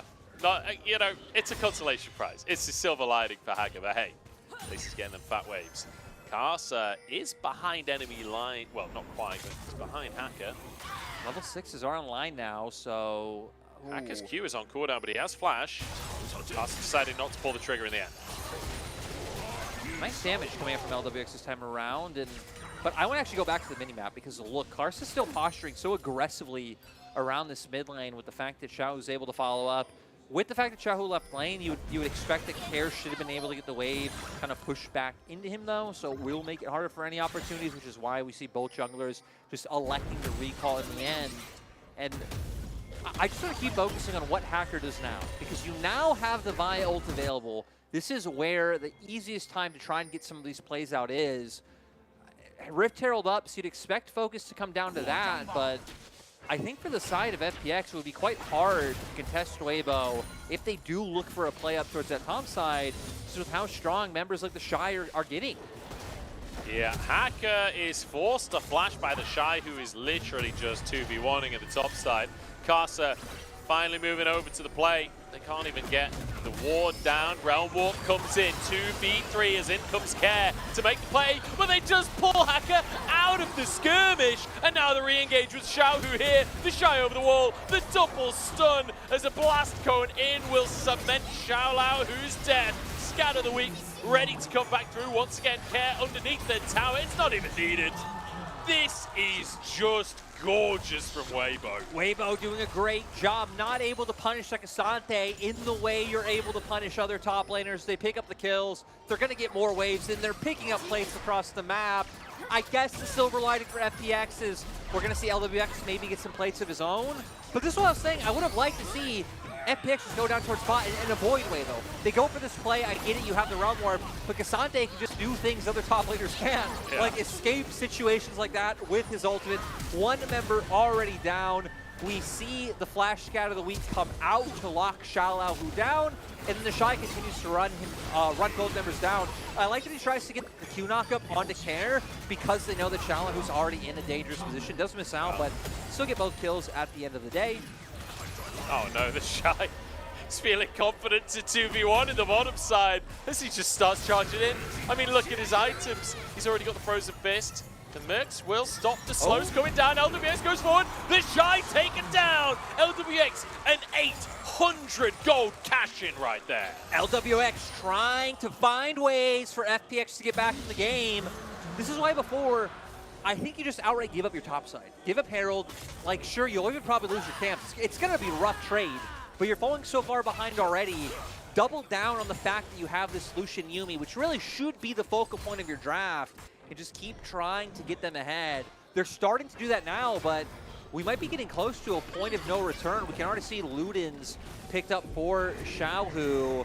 Frostfire in hand for the Shy. These soul laners are massive, and now they're just going to continue to break down these structures around the map. Or I guess start being their first turret. Yeah. Just demolition here from Weibo. A great pickup by Light and Lilith, but is it really going to be enough? Having that gold on the Lucian will certainly help. It does mean that Gale Force is finished with a couple of long swords to boot as well. And I feel like the Shy was a little overconfident in that play. They're like, okay, Shy, go down to the bottom side, just stop them pushing, just soak up that wave. And he's like, go to the bottom side, kill them both. Got the command boss, I'm going in. I can even understand trying, right? Because you're this like huge 5-kill Cassante, and you're trying to like find out what you're able to do. Look, if you've not played Cassante at home, when you've got a bit of gold behind you, you really do feel invincible. Like, I don't blame him for going for the play. I remember after our series the other day, you know, we saw the shots Cassante. Munch was like, is this champion really like that easy and that broken? Goes into solo queue. He's like, yes, it is. As we see the Shy trying to go for this once again. He's like, it didn't work the first time. Time for round 2. It works this time as Light arrives to finish the kill. Oh, the tidal wave. Not quite long enough. It was close, though. The trajectory, though, was gorgeous. Crisp is on point tonight. I really hope this game just goes on forever so Crisp can get MVP in game number 2, because we might be just set up for another Karsa MVP game, though. The Weibo are going to be there sitting with all their wins. Karsa the only one with MVPs. The mid lane gank was gorgeous to start it all off, right? Where he flashes to get the flail. Oh my god, he's even holding. Now that is an MVP jungler right there. The Shy loves him. It's an MVP jungler. What a legend. What? This is everybody's dream jungler right there. Did you see the cheeky laugh and the cute little smirk coming on through? The Shy is so happy. He's a crowd pleaser. The crowd going wild over him holding that wave. I will say that's more of a cheer than you get for kills. Like, right, I used to coach in the LMS, so I've met Karsa a few times, and we did speak the same language. Usually people are very shy at talking to people and you don't know the language. Karsa was like very like warm and nice and just such a wholesome guy to like be around and try and chat with, because he was willing to try with his broken English. I was trying with my broken Mandarin. Yeah. Didn't really work. I love that phrase, to try and chat with. But you know, I love to hear that. Love to hear that. Hacker not loving to hear anything right now. Although good little flash over the wall, gets himself out to safety. And Weibo continue to lay the pressure on. It's a 4,000 gold lead. Drake not up for another couple of minutes, but the Scuttle Crab is. Karsa happy to 1v3 for this one, as he dashes on out, realizing the situation. So FPX getting small wins. We always take those, as we're going to see here. Scout of the Week landing. I mean, really nice CC chain coming out from Weibo, even if they aren't able to guarantee the kill in the end. The one thing I will say is, like, I am glad Karsa backed away from that play there, because it's very easy when you're winning this hard on the top side to think, we're all massive, this is easy, fight all the time. But actually, the bottom side is really not that ahead. I mean, Light is basically even in gold, maybe actually a bit behind in gold compared to LWX.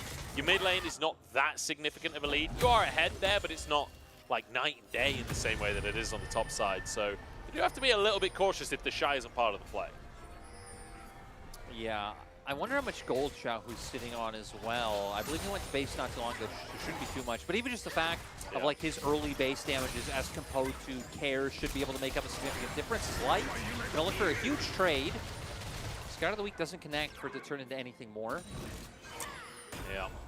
And now into the mid lane they go. This should just go down with a Caitlyn there. The Realm Warp's going to come on through. Traps available here.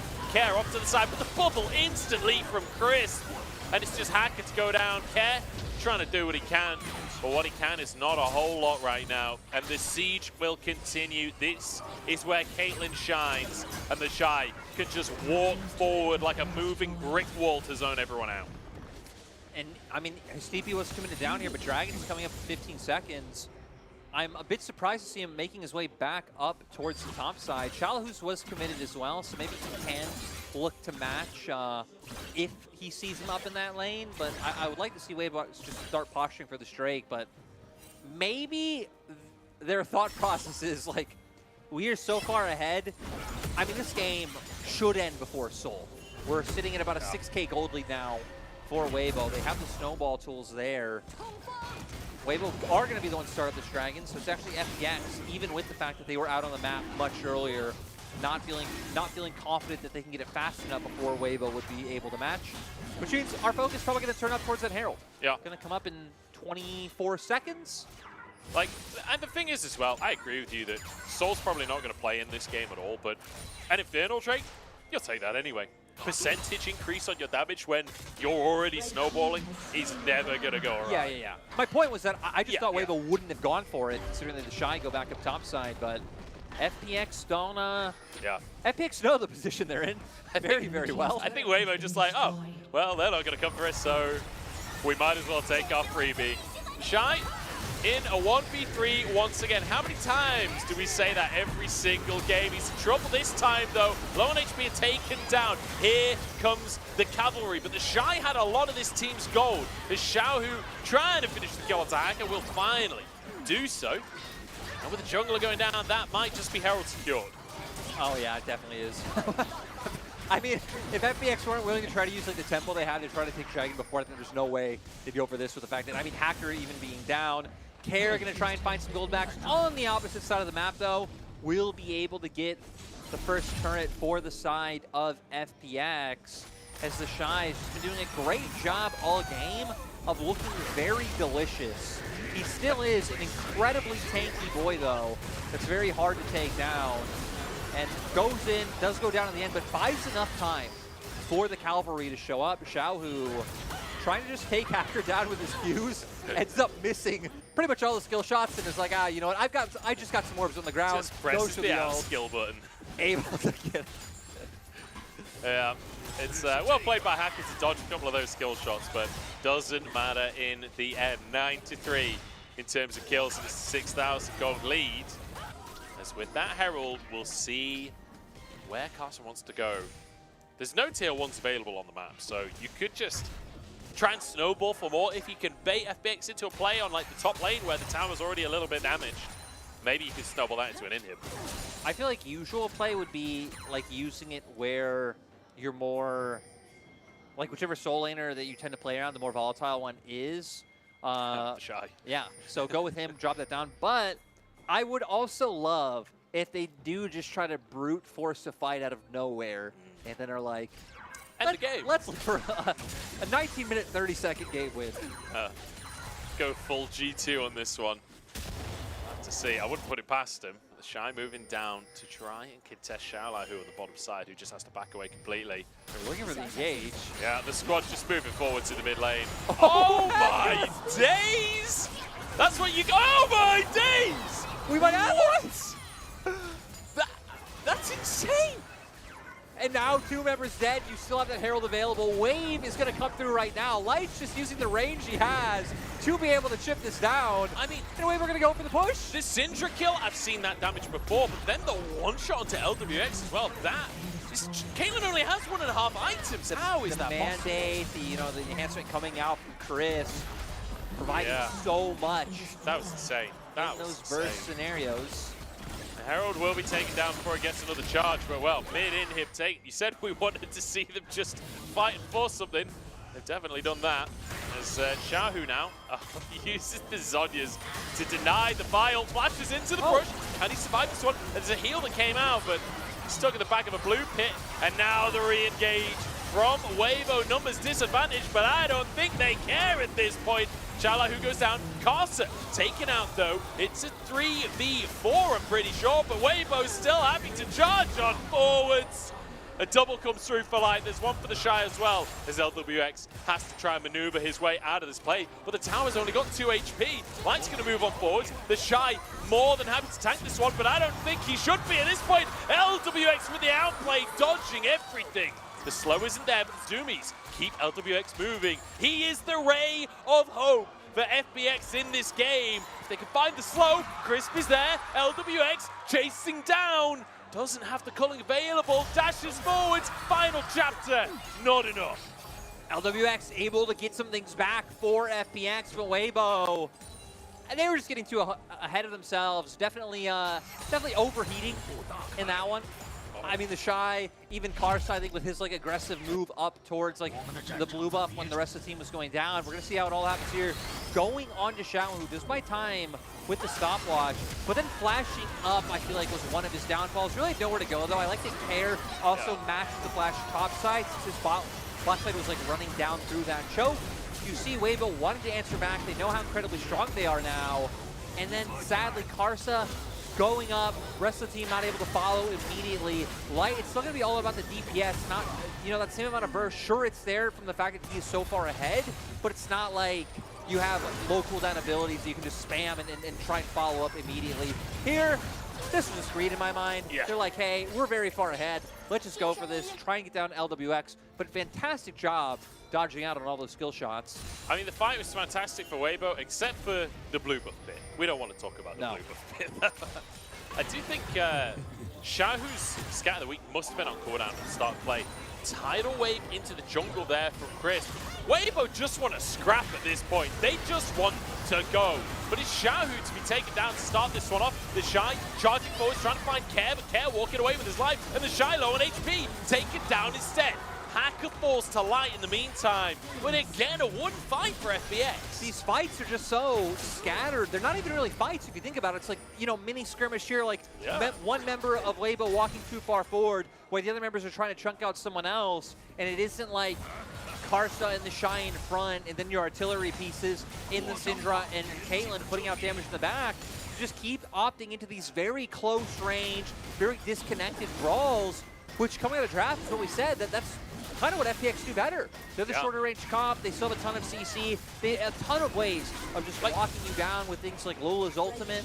Part of it is the fact that Light is on Caitlyn. Caitlyn is notoriously the AD carry that you always want to be counting back. You want the enemy to play into you. You don't want to be chasing people. And all Weibo do so far this game is chase into FPX in these jungles. Exactly. I feel like especially in the jungle where there's like so many different paths, you get separated, people get isolated. They definitely would prefer a fight like either in lane or in river where the full enemy is right in front of you and you have all of your teammates there.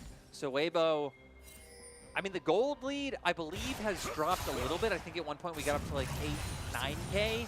Still very commanding lead for Weibo so far, but you're giving time for these members of FPX to get some more items under their belt. LWX especially now, sitting on that 3-item mark. It does just feel like Weibo have been a bit sloppy the last few minutes where they knew how ridiculously far ahead they were, and they just wanted to end the game. That's what it felt like to me. Being punished for that, LWX now massive on the 3 items. He's actually ahead of Light. It does feel like Weibo have to slow things down and actually play correct League of Legends again, instead of just completely disrespecting FPX. I still feel like they were far enough ahead to brute force. It was just like the way and the where that they were doing it that was really leading to FPX having. I mean, even brute forcing the jungle like that could have worked if, you know, you aren't so disconnected with like Xiao, who's so far forward, and light off to another side of the jungle. And but it's like the first one of the 2 plays as well. Like, I think Xiao, the positioning was actually fine. The Realm Warp comes through, but I think his Scatter the Weak must have been on cooldown. He doesn't Scatter the Weak until he's at the blue buff. Like, you would 100% Scatter the Weak that Realm Warp every single time, right? So that must have been just a really, really good timing window from FPX to start off that initial play that I think it could be rough, because if you Scatter the Weak right away and like you're even off by a millisecond and the Vi already gets to press R, it's, you know, you're kind of, it's kind of redundant. True. So yeah, maybe not then, maybe not. But as we return to the current time of the game, 7,000 gold lead, or 6.5, in favor of Weibo, and they're starting to clear away Baron Vision. Back to kind of stock and standard play here for Weibo. Make sure the Baron Pit is a dark zone for your enemy. Start it up, and then bait the enemy in. And that, we were talking about Caitlyn's comfort zone. When you're in control of Baron, they have to play into you. That is the perfect situation for life. It is, and they're just going to keep this going. FPX. It's a rough one. They can pretty much only do what they're looking to do right now, which is Hacker trying to play out a fog of war and them hope a member of Weibo makes a mistake. Because you're not winning inside, as we can see Shala, who is just going to be struggling up against the Shy for the rest of the game. And Weibo don't need to, you know, lean down towards bot side or make a mistake. They can just keep pivoting back towards this top side river. I'm waiting to see when they start it up. With the Shy heading over now, we can see they are going to finally go for it. Yeah. Shala who walking on over though, so they won't be able to force a TP out from this one, I don't think. Hacker trying to find his way to the back of the Baron pit, but look at those Caitlyn traps. This is what we're talking about. The sheer zone control that she brings to the table. Hacker's moved in, and the Shy was waiting in the wings. An easy pickup onto the enemy jungler. I mean, Weibo just make it look easy. And they didn't have a ward in the pit, so I guess theoretically they didn't know how low the Baron was, because without that information, and it looks so weird that Hacker's walking up so early, as the Shy might go down. LWX is destroying the Shy this game. It has to be said, every single time they're near each other, it happens. Shala now, feeling himself a little bit, forces the flash out from Chris, because the rest of the team trying to back away. Bounty gold given to LWX as well. The past 6 minutes have not looked like a game where a team has had a 6,000 to 8,000 gold. No. Like, FPX have done a tremendous job at keeping this close and taking advantage of mistakes from Weibo. It has been fantastic so far. Like, if you ignore the first, I don't know, 18 minutes of the game, this has been a fantastic game for FPX. Managing to punish. It's almost like queuing into a challenge mode where you have to start from 8k down and fight your way back in. They're doing a great job of that. It feels like it's the FPX bot lane who have to take on this challenge.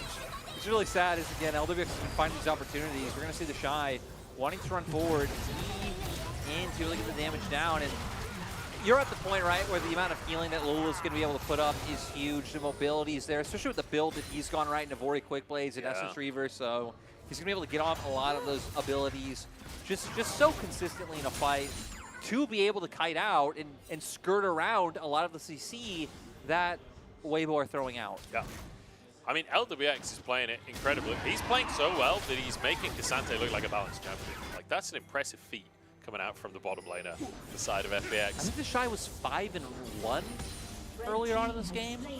Oh yeah, he was, yeah. And now up to 6-6. All off the back of LWX. Yeah. Not ideal for the Shy. I think he would have liked to just keep getting kills and not dying. But dying is not something that the Shy is shy about. That's one thing that's for sure. More than I mean, he started that snowball. He went for the 2v1 against LWX. Yeah. I mean, he won one 2v1 against them later on in the game. Ooh, right now FPX are going to look for the flank. Hacker going to wrap all the way around, but I mean, Weibo have the vision to spot this out, so they're going to bring the Shy in now to try to keep laying on the siege. Yeah. Once again, one of Caitlyn's strengths being able to sit there. You can see the traps blocking the entrance. Hacker behind enemy lines, tied away to stop the rest of the team joining in the fight. And it'll be Hacker to go down to start this one off. The Shy bringing Shala into his team and walking away with his life.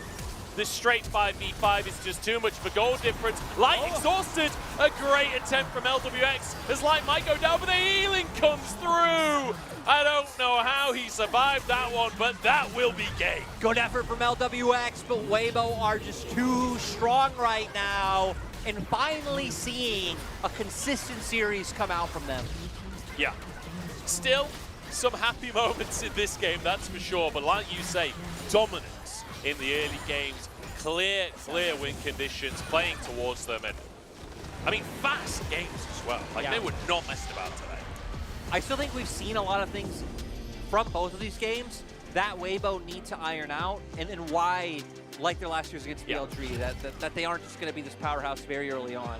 But you also see the opposite of that. You see the things that do make them a scary contender for the LPL Championship, and again, just a few things to iron out, and they can just become such a dominating force like they were here today.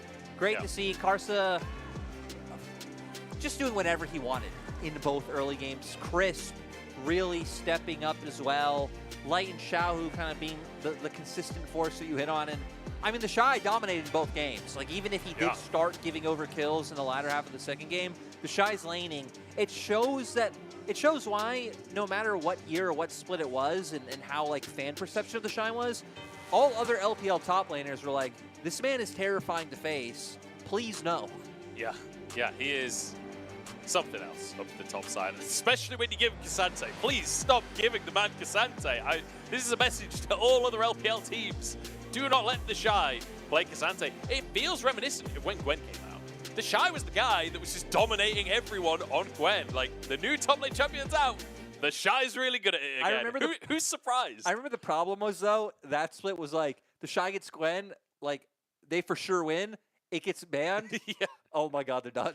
Well, we'll find out if that's going to be the case for Weibo when somebody finally bans Cassante against them. Yeah, I don't know. I assume it's going to happen soon. I can understand why people didn't do it at first, because his first games of Cassante were actually in the last series. But I mean, you're gonna have to deal with the Jace, the Nidalee, the Nars. I'm wondering if we're gonna see him, bring out the Jaxes and the Fioras, like seem like the next tier of top laners, because that's what we haven't seen out from the Shy yet this split. Yeah, we're still kind of waiting for that from him. We've seen it plenty in the past, though, so I could imagine that that's certainly in his champion pool. I want to see the Fiora versus Cassante matchup. I feel like that's the matchup we're always being denied in the LPL.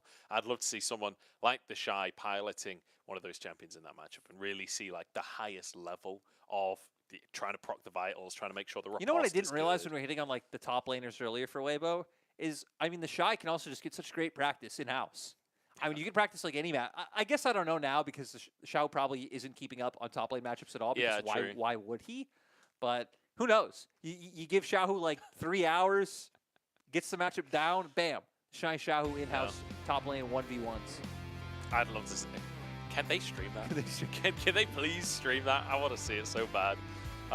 Game number 2, comfortable win for Weibo. I think the biggest thing to take away from this second game was that they can so comfortably kind of mess about a bit in the mid game, just try and brute force and overforce, and then when it's not working out, go, okay, we'll play series again and end the game within the next 2 minutes. Like, it's a very impressive level of play we're seeing for Weibo right now. I do gotta say though, you do need like that big of an advantage to do that. Yeah, of course, like, yeah. But acknowledging that they have that advantage. But I was gonna say, at the same time, you gotta think about it. In game, it's actually hard to know whether you're at like, let's say, a 4 or 5K or like a 10K advantage. Because if you do that with like a 4 or 5K, suddenly the game's like, now it's in striking distance for the enemy team, right? Yeah.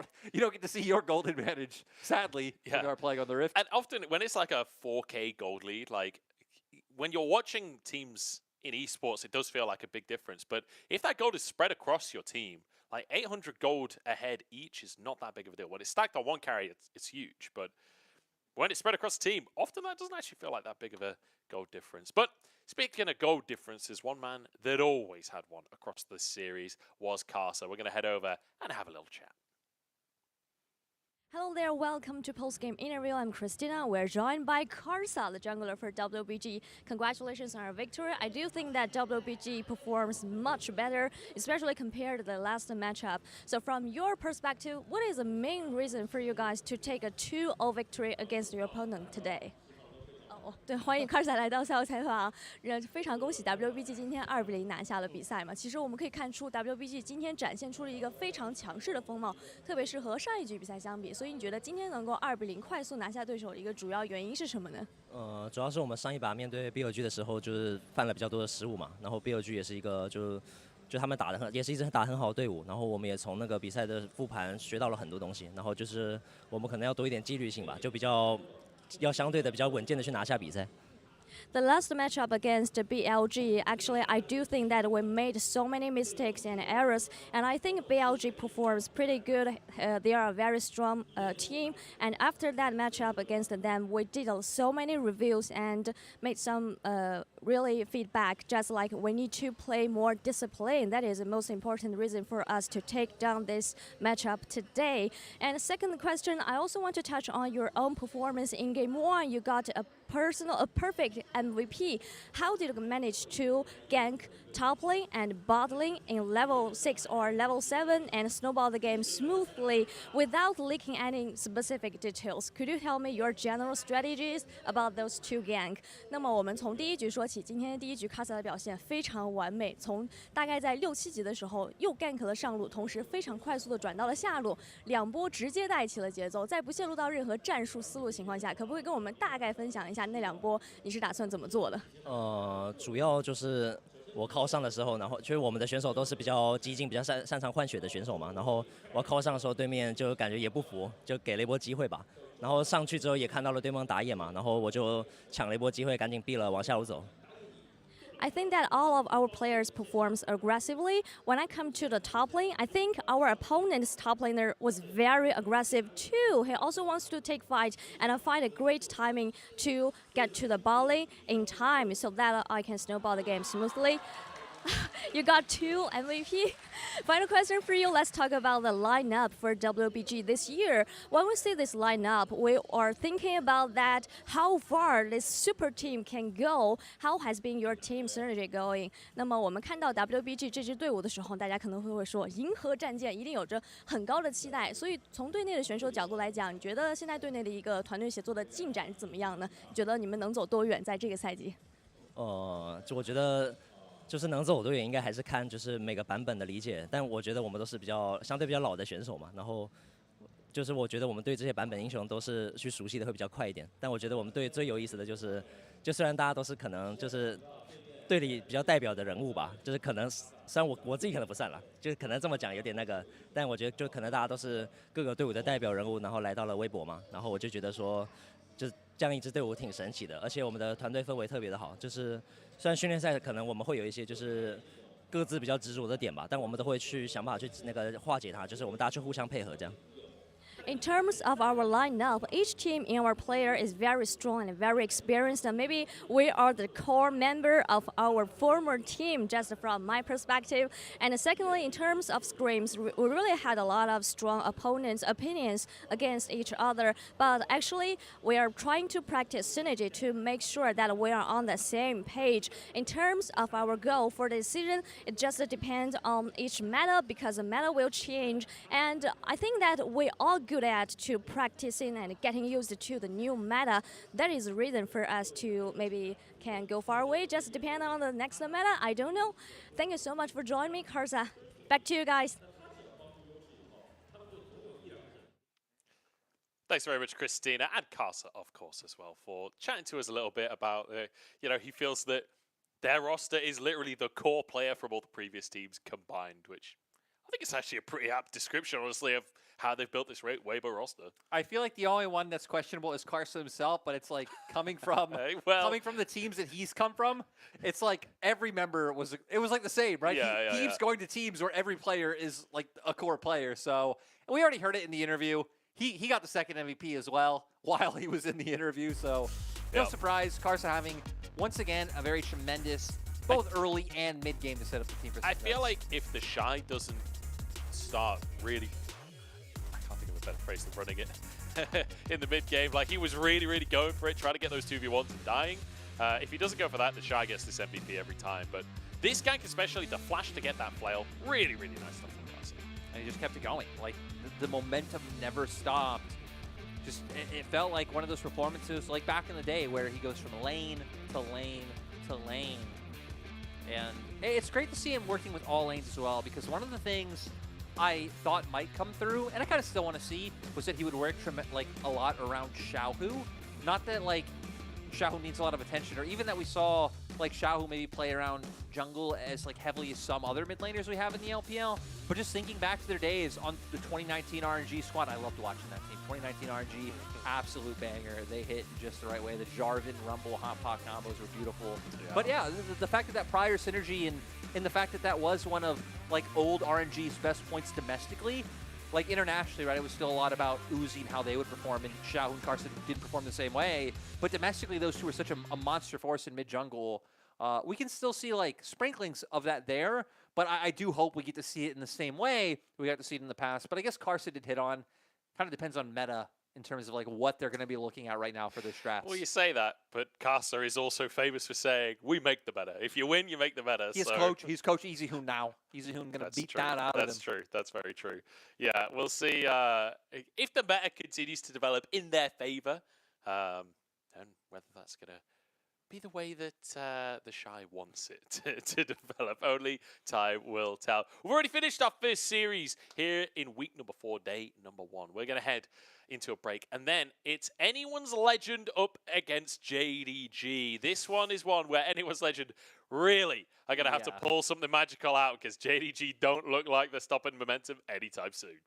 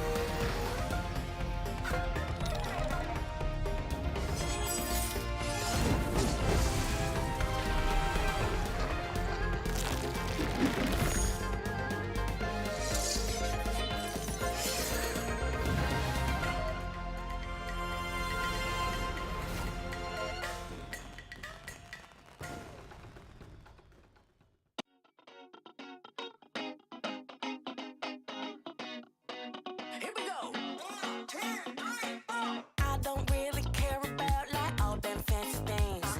Never had a lust for cars or sparkly diamond rings.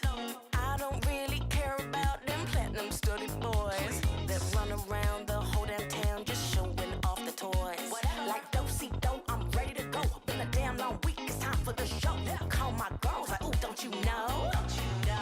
I'm with my girls, yeah, my girls. We've been working all day. It's time to dance the night away. I'm with my girls, yeah, my girls. We got records to play, so come let's dance.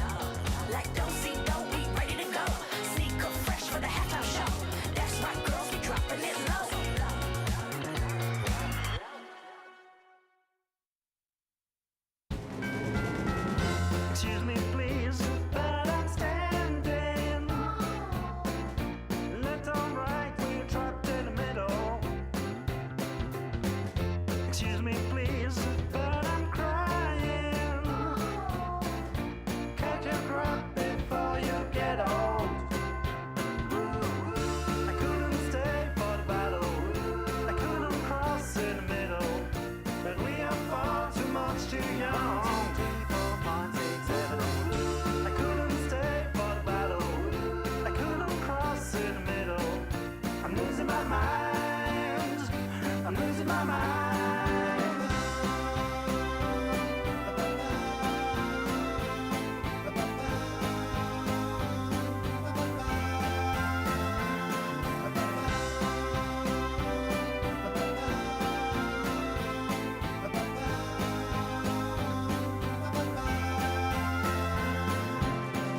Excuse me, please, but I'm standing left or right when you're trapped in the middle.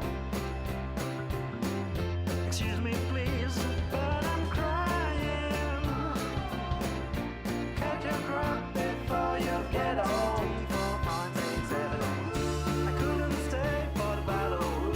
I couldn't cross in the middle. But we are far too much too young. I couldn't stay for the battle. I couldn't cross in the middle. I'm losing my mind. I'm losing my mind.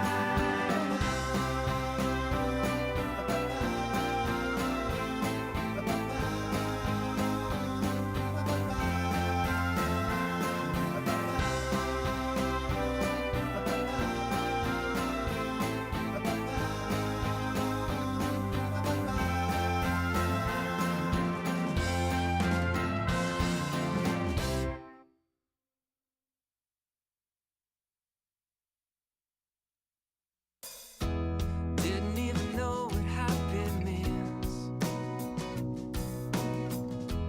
till you came along and walked into my dreams. It's funny how the times can change so fast. Looking straight ahead, I don't think of the past. You've changed everything. It's like bright lights and a starry sky. We're gonna feel that way most every night. Sunlight on a summer day. We're gonna laugh and dance all the rain away. Sing a new melody. It's full of love. It's beautiful and free. 'Cause you belong, you belong, you belong to me. Birds fly, fill the trees like it's always spring. White clouds high above, I know just what I mean. Your smile, this love are an endless road. And I'll walk, I'll run, anywhere it goes. You've changed everything. It's like bright lights and a starry sky. We're gonna feel that way most every night. Sunlight on a summer day. We're gonna laugh and dance all the rain away. Sing a new melody. It's full of love. It's beautiful and free. 'Cause you belong, you belong, you belong to me.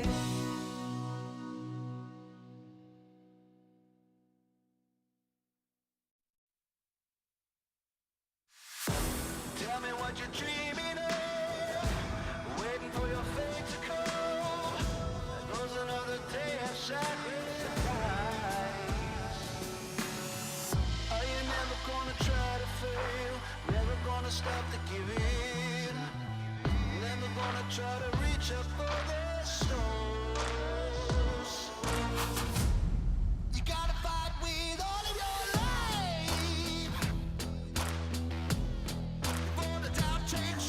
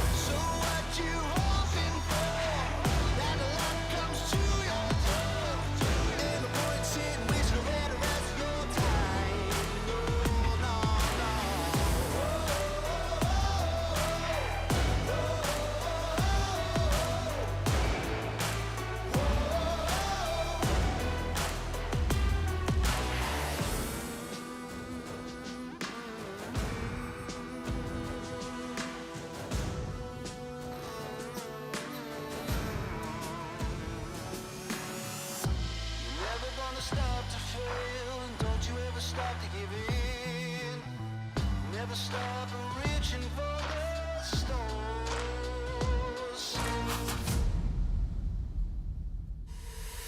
So what you waiting on? Get up, take back control. Ain't no point in wasting all the rest of your life. So what you hoping for? That the luck comes to your door. Ain't no point in wasting away the rest of your time. Oh, no, no.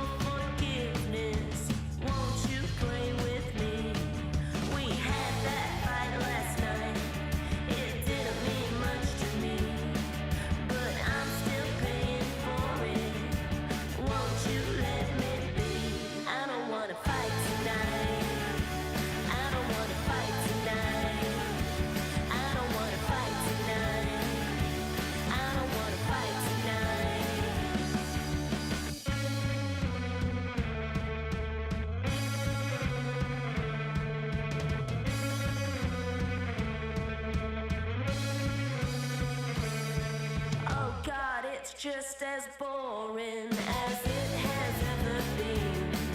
But I will still adore you. It's what you mean to me. Do you want me around? Is it all just too late now? Do you want me around?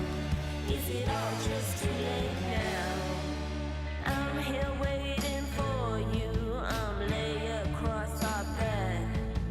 I'm still spinning out all your words in my head. I don't wanna fight tonight. I don't wanna fight tonight. I don't wanna fight tonight. I don't wanna fight tonight. I don't wanna fight tonight. I don't wanna fight. It's in my blood to lift it up and hang my halo on a miracle. And you don't see the scars in me. I defeated the demons of recovery. Every inch I was resting in the rubble. Never gave up, I weathered every trouble. I'm a hero, I'm dying in my own light.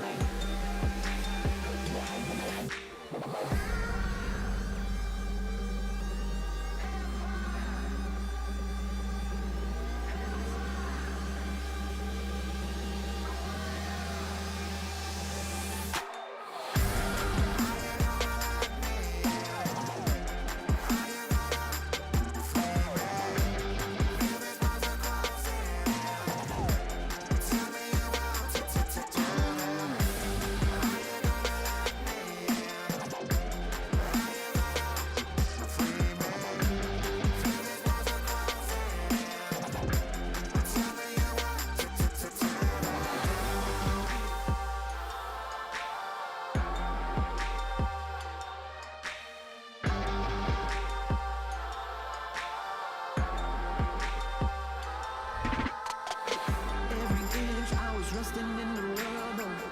Never gave up, I weathered every trouble.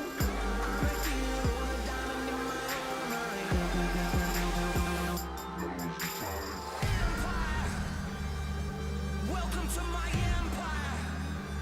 Rising up from the hellfire, I take it down to the wire.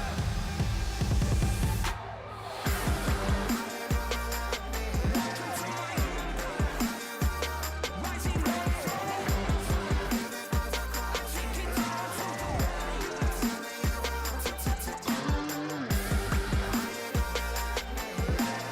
the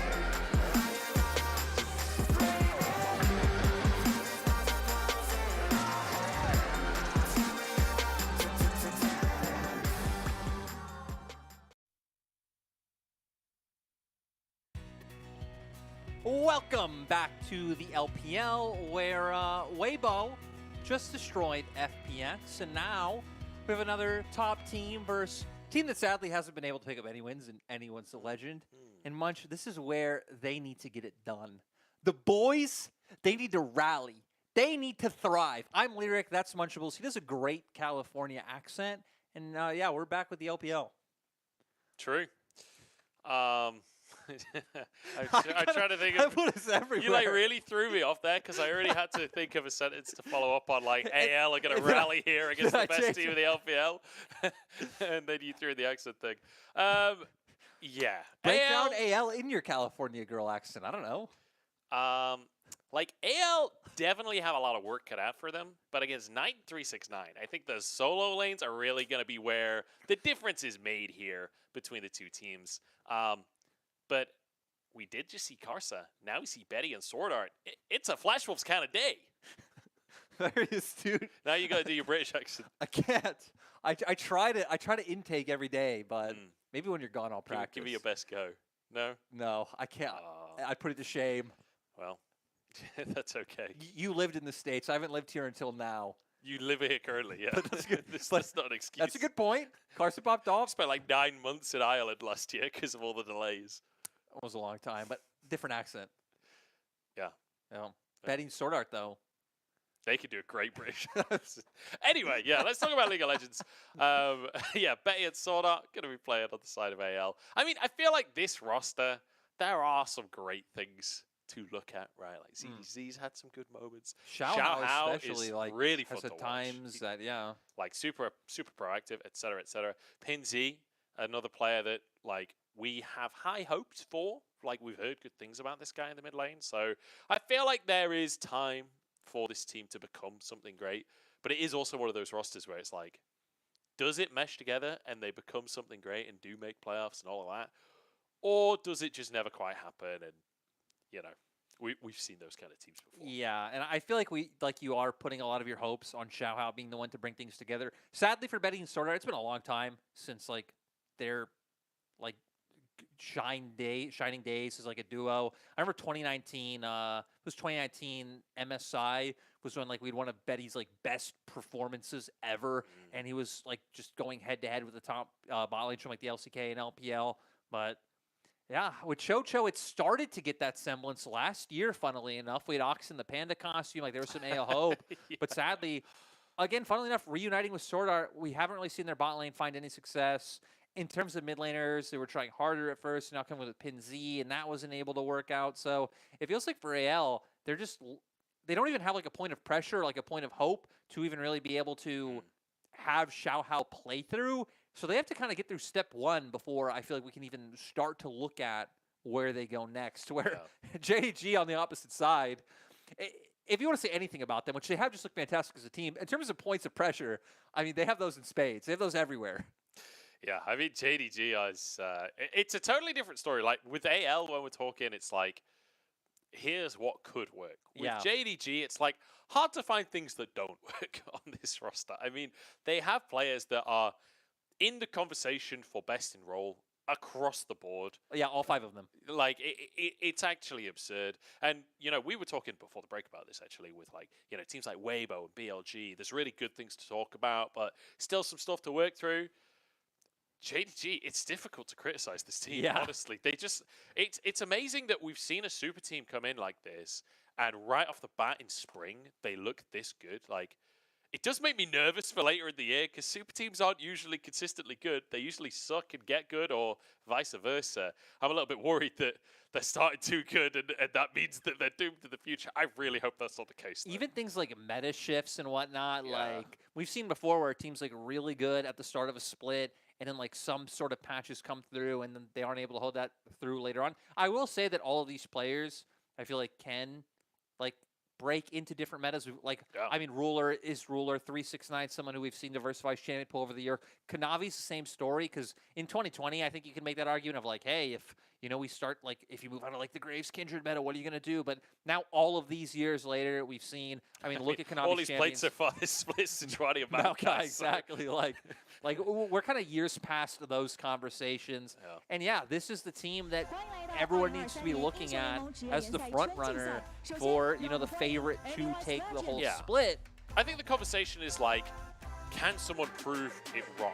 Right? The statement is JDG's the best team in the LPL, and it's up to the other teams to prove that statement wrong, as opposed to, usually it's like a battle at the top and you're not sure. Like right now, it feels very clear, based on the games that we've seen from JDG, that they are comfortably the top team. But again, there is time for that story to be proven wrong, and anyone's legend, the team to step up and try and do that this time around. And I will say, AL, they bring the chaos to the Rift. You know, this is a team that, if they can, you know, have their way in the early game, if they can cause that absolute carnage, a lot of teams do start to buckle when they can't have their formulaic game. So maybe anyone's legend can bring that angle to the series. I think the scary thing for me is that AL have even played like the most series. They've played 4, and that we still haven't really been able. Like, they've picked up some game wins, so it's not like they haven't shown bright spots where they're able to go through.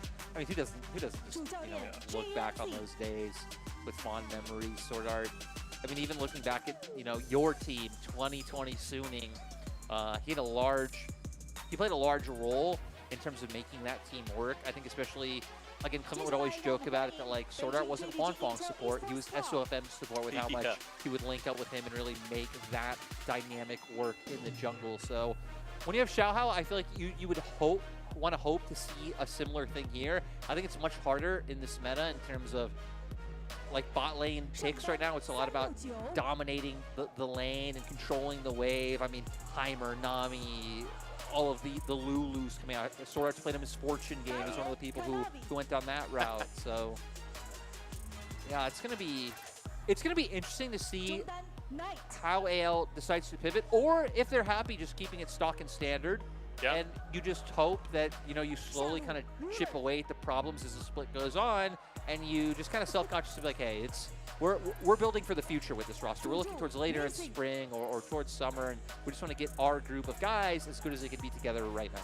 I just saw that Knight came up and did like a pose on the stage. Saw that he's chilling there, 1 foot over his other leg. Just watching the intros, giggling away to himself. He was like, oh, nice one, Knight. Just like laughing away. We talked about how good it was to meet Karsa. Sword Art is easily the most jovial human being I've ever been around. Yeah. He's always like that. It's so... He's so loud. He's so loud. He is so loud. Like, in an arena, you can hear him from pretty much outside the arena. Always. Over the years, no matter where he is, whether it was an LPL, whether it was an LMS, if you're in a crowd or on stage when Sword Art is playing, he will be the only man you can hear.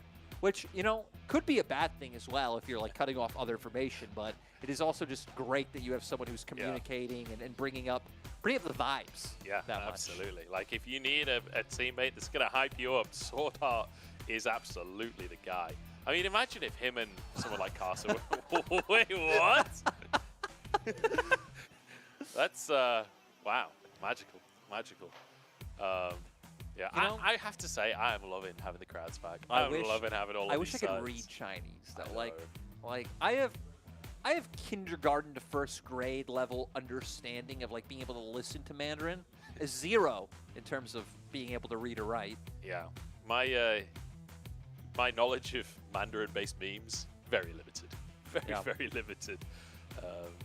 Despite the fact I'm getting flamed currently for something happening on Weibo that I didn't know about. You're inciting the fans. I know. What can I say? It's my my next level knowledge of Mandarin that's really setting it up. Yeah, we'll see how AL are going to do today, though. I really hope we get to see something from them. You know, I really hope at least we just get a fun series out of them and close games.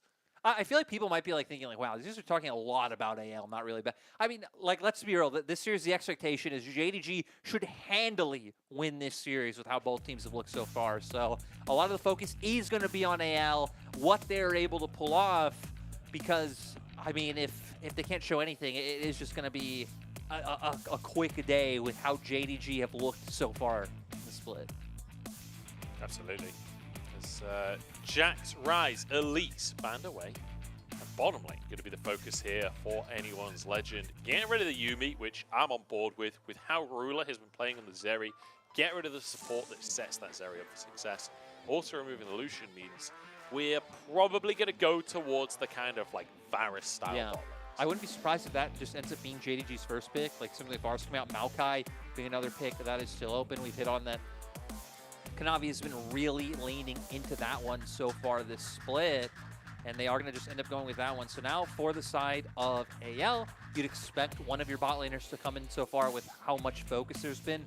Betty's been one of the people playing the Jhin.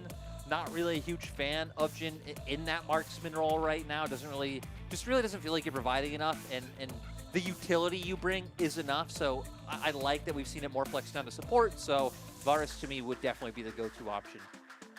I'd be curious to see if Ruler's willing to bring something like the Jhin out, or like which direction he will go now. Obviously, the Sivir still available, but like you say, Varus taken. I mean, the Lee Sin would be a Xiaohao classic. It's not really been seen much in the current meta. The Sejuani, a little bit more in line with what we've been seeing, not just in the LPL, but from Xiaohao specifically. It's his most played so far this split. And now, you assume towards Ruler and missing here for the second round of JDG's draft. I think you definitely look towards AD carry. You've already hit on Sivir being the thing that we've seen, and I mean being able to have that spell shield for, you know, just the stray arrows coming out, maybe change the corruption later on. But no, going straight towards your soul lanes. They have the Maokai going with double AD, and I mean both, right? I mean both can be played in either lane, so they have the flex possibilities there. They're going to play Ziggs. They're going to play Yeah. Ziggs bot for sure here, aren't they? Like we saw the other day, Huanfeng was more than happy to bring out the Ziggs bot. Like when the AD carry pools really pinched like this, it can certainly contest the push that Varus brings. You've got 2 AD solo laners. But at the same time, if, you know, a stray Munchables of the world can spot this out, you wonder if AL... Does it get banned? Yeah, do AL just opt to take that one away and say, hey, you're going to be looking for some AP options. You're going to be looking to have wave clear and the ability to take down these turrets a bit easier with that satchel. And no, still, at least for now, paying respect to the Sivir. Is there a world where, let's say, AL do ban away the Ziggs? Is there a world where we see Ruler bring out the Karthus bot, the Syndra No bot, way. these kinds of cheese picks? And, you know, maybe this is why they're banning out AD carries as well. Because even just hearing, like, just saying the name Ruler, you think of these marks and the great things. Let's that see he's Ruler able to do. Zaya. That's what I want to The see, great man. things he's able to do on these picks. So we're on the side of JDG so far, just trying to ban out Pinzi in the mid lane. There's 3 games on the Akali so far. Has also defaulted 2 things like the Azir. So I wouldn't be surprised to see that one come out for AL. And AL are in a bit of a tricky spot considering you're in a place where you kind of have to pick whatever you're picking now against both champions that JDG have shown, since either one can be flexed to that mid lane. Maybe that's why it looks like now they're going to lean to that Syndra. You would have a favorable matchup into both of these picks that JDG are showing so far. Would also be able to play into the range that Varus has and just even give you more CC to be able to play around with. Yeah, so Binzi grabs that Syndra for himself. Now we find out the answer to that question. What on earth did JDG take in this bottom lane? Will it be the Ziggs? The Jhin could be locked in, but that could also go to missing still. We haven't seen the Jhin support come through. Honestly, bottom lane is so weird this year. It is. It is. It's just, you can just take anything. Jacula was saying that in an interview the other day of like, he finds bot lane so boring. You know, it is very like focused on like the wave and the lane overall, but it feels like you really can pick any style, pending on what has been banned out in the draft so far.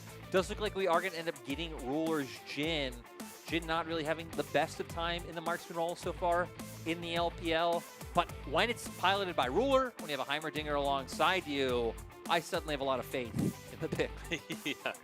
Yeah, that's for sure. The only like concern I have for this team is like a heavy index in AD damage, right? But that said, the Maokai does build AP. You've got a Heimerdinger support. Like, you're still going to have a reasonable amount of damage. It's just a very bursty composition, right? So to me, JDG leaning very heavily in being able to find like that early mid-game advantage and just be able to hard snowball through there as on the opposite Speaking of side. wacky picks, Sword Art goes for the Caitlyn. We've got Carrier basically playing for AL at this point. The Caitlyn support now hitting the LPL as well. We'll see how Sword Art does with it. Yeah, for them, they're trying to take it to Ruler missing, right, in this 2v2. They want to make sure that they don't have this push and that they are the ones who can keep up prio. They're going to have a lot of pushing power later on in the game, but with their double marksman, they have a solid front line coming in, and I'd say a bit more like varied damage in terms of you have things like the burst with the Syndra. You're going to have DPS later on with your double marksman. And for JDG, to me, just about trying to run through this early game. You know what's just hit me?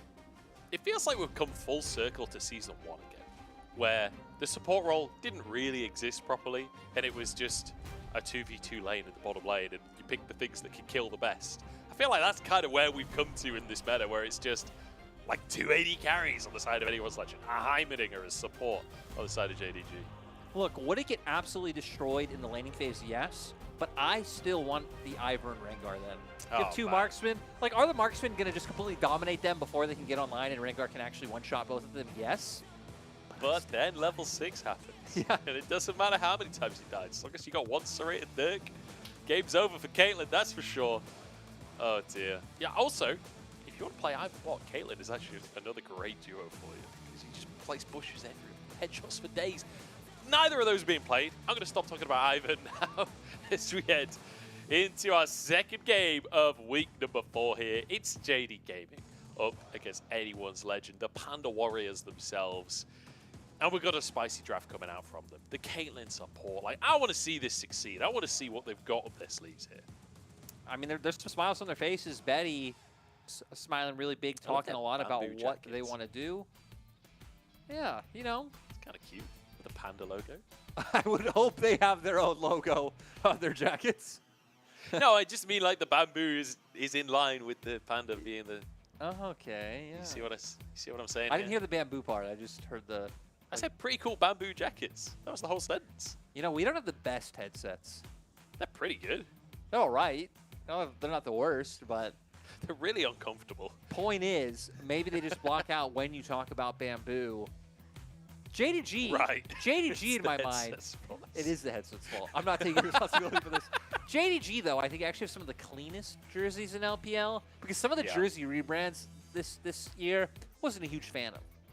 I'm not going to throw any. Which ones? not Which gonna- ones specifically? Not They're- going to throw any under the bus, but Yeah, I when think- you see them, you will know. I You know, feel the like- LCK as well, I think, have had some like questionable jersey rebrands. Yeah. I feel like in recent history, jerseys have become this point where you want to stand out for the crowd. So you go for some wackier designs or like extremely oversimplified designs. And sometimes they look great. Sometimes they really miss the market. I feel like that's the inevitable way it's going to go when you're committing to something a bit outside the box. You know, I like when teams go like super far outside. They're like Gen G at Worlds. I know a lot of people hated those. I love that jersey. Now, you know, me and you've been watching a lot of Valo, like Disguised Toast having his team and their meme logo. Yeah, like with the stick man on it. Exactly. I want teams to go full esports and Yeah. embrace those. I like old school esports stuff like that. I remember there was this team, Fish 123, in the UK scene of Counter-Strike, and just like essentially turning up in t-shirts. Yeah. It just said Fish 123 on them, like that kind of thing. That's really what I'm about. But you know, this is a franchise league. I feel like if I own one of these teams, maybe I'm not the guy that's going to be like, yeah, let's just wear t-shirts, guys. You know, I don't know if anyone's ever seen it, but go back and Google Team Fireball because they have the best. Sponsored by the whiskey, or No. They have the best logo, like, ever in League of Legends. It is just this little, like, angry-looking you fat showed me kid this. that is on fire. I actually have a T-shirt. It was a team in the LMS. It is by far the best, like, I don't want to major-y region. You know what I mean? Like, major-y region team. I can't just say major region because let's be real, LMS was Yeah. kind of like Yeah, always yeah. like the half tier under, but definitely was up there. Yeah. I think one of my favorite jerseys ever is not one of the silly ones. It Gravity. Was no. Well, that was a cool one. The That leather was a cool one. jackets? Yeah, that was sick. But that's not really the jersey. But yeah, I agree. They had a good look. They had a really good Yeah. look. My favorite one, though, is the G2 MSI jersey, the like black and gold Yes. one. That was sick. Also, for people out there, I think you all know we have an in-game issue. Missing reported something. We're waiting. We're talking about jerseys. We're chilling out. I Yeah. think Munch has some tea. I have some coffee. Yeah, I got chamomile tea in my mega toucan mug. This mug is far bigger than anyone needs. No, I love it. It's actually my favorite mug that we have. Yeah. It's just the problem I have with it. I love this mug, but it kind of concaves on the bottom a little bit, and it's bigger than my coasters. So Yes. what ends up happening is there's a puddle of condensation underneath the mug if you have a hot drink in it. Nightmare. These are the kind of issues commentators have to deal with on a daily basis. This is why it's one of the toughest jobs in the world. And with that, though, we are getting on to the Rift. We're on to the Rift. Well, hey! League of Legends is happening on our screens. JDG trying to make something happen at the bottom side. Nobody gonna fall for it for the Wait, time being. Munch, let me take this. We haven't been we've been chilling for a while, so I want to commentate. Ward goes down, fan sign showing in the bottom left-hand corner right now. Kanavi missing. 369 coming out from base. They're walking to their lanes. What is going to go on? We're waiting for it. We're watching. We talked about the early game power coming out from JDG's composition and the tools they have to utilize. Knight and 369 looking for that lane domination. You kind of reminded me, one of my favorite, I don't know why this is one of my favorite League of Legends moments ever, but it is. There was this moment in, must have been like season 3 or 4 or something, and Rivington is casting, and it's like 30 minutes of farming, nothing is happening, and he was so bored, he was like, all right, time to build up the hype. We're going to the mid lane there, pushing minions. He just like delivered it so well. I just thought that was so funny. And I feel like we have had similar metas recently where there's been a lot of minion pushing. But LPL so far this season has been pretty exciting, I will say. At least the games I've cast have been I'll say, definitely been hit or miss with the games. When you have a game like this, we just saw, you know, Halo Blades coming out. The standard thing when we get a lot of these marksman supports for that early trading power, you would hope for a bit of volatility. You know you're going to get it, right? We have Renekton up in the top side, Jason mid lane. Knight already looking for these incredibly aggressive trades, and it's going to be a great, I'd say, welcome for Pinzi into the LPL. You know, he already has a few games under his belt, but now playing up against Knight. Pretty big challenge, pretty big roadblock, like the Snorlax in that one Pokemon game that you have to get through. Yeah, they're going to have to find the Poke Flute. It's the only way. Or do you get like a little radio or something that plays the Poke Flute tune, I think? There's like two ways to deal with it, I'm pretty sure. Root comes down though, nice little play coming out from JDG. And well, it's a tough start for AL, it has to be said. Kanavi grabbing first blood. Yeah, Sword Art, I mean, walking a little too far forward, I guess we have to say, but really just JDG on point with their skill shots to be able to get that one down. We'll call that sword modern art, you know? It's a different angle in the bottom lane. And it's rough when these are the angles you're looking for your bot lane to get ahead. We're going to see here how it happens. I think it's missing, sets it up with the grenade. Nice. Yep, that connects. Oh! Ay, ay, ay. I didn't see that. Yeah, I didn't either. Rough coming out from Sword Art. Great for missing to find the CC to start it off. And yeah, Root coming out from Ruler to make sure everything gets finished up. So JDG already off to an incredible start with their bottom lane. And when we said that Jin has, at least in the marksman role, like, we've only had a couple games in support too, and both look pretty good. As an AD carry, I feel like he has looked a little bit lackluster, so it's kind of nice to get to see him in the hands of someone like Ruler and see Ruler missing and how they're going to pilot this champion. It's like how it's meant to be played, right? How you're meant to bring Jin to the LPL. On the positive side, at least there are like 3 targets that Jin can still do damage to later on. Like Jin famously just can't deal with tanks, so the Cassante and the Sejuani will be tough for him later. But there are 3 targets that you should still be able to do reasonably well against. That said, the Kraken Slayer certainly helps with tanks, but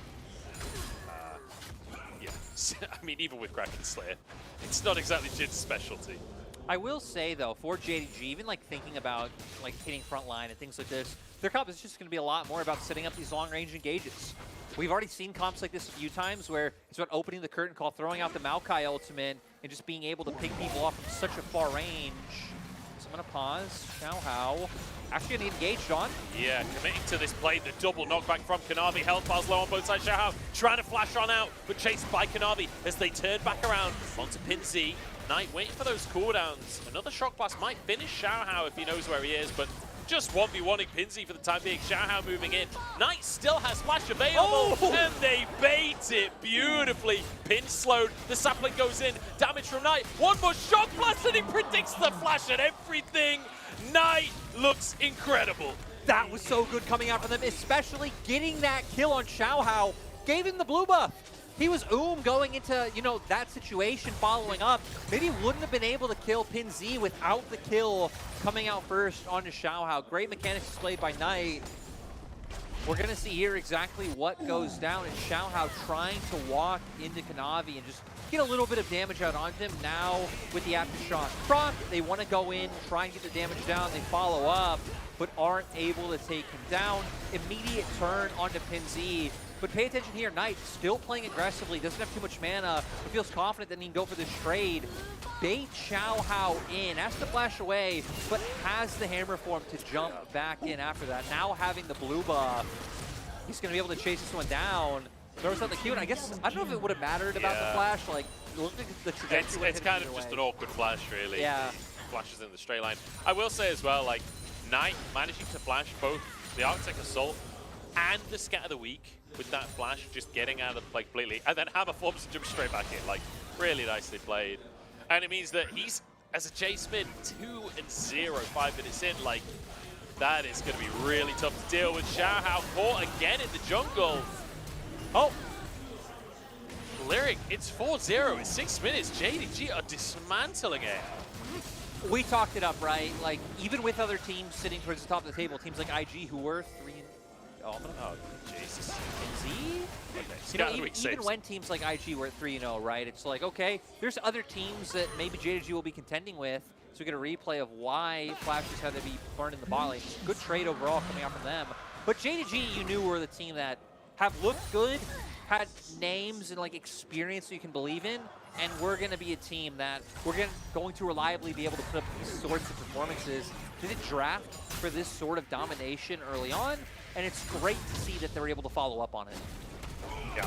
I mean, the thing is, I just wasn't expecting, like, this level of just absolute domination. You know, the fact that straight out of the replay, Xiaohao's already caught again. They already find another pick and just start snowballing like crazy. I wasn't expecting Knight to be 3-0 at 6 minutes. I mean, that is something not else. to be too harsh on AL, since, I mean, they're sitting 0-4 for a reason, right? But, I mean, they're the ones giving over these opportunities. Yeah. They opted in to try to find that pick on Knight, which I get why. When he was low, you think you can at least get the flash, but always just one step ahead, and any small mistakes are going to lead to 3-0 on Knight. CS advantage being built up for Ruler, now having 2 plates in his pocket as well.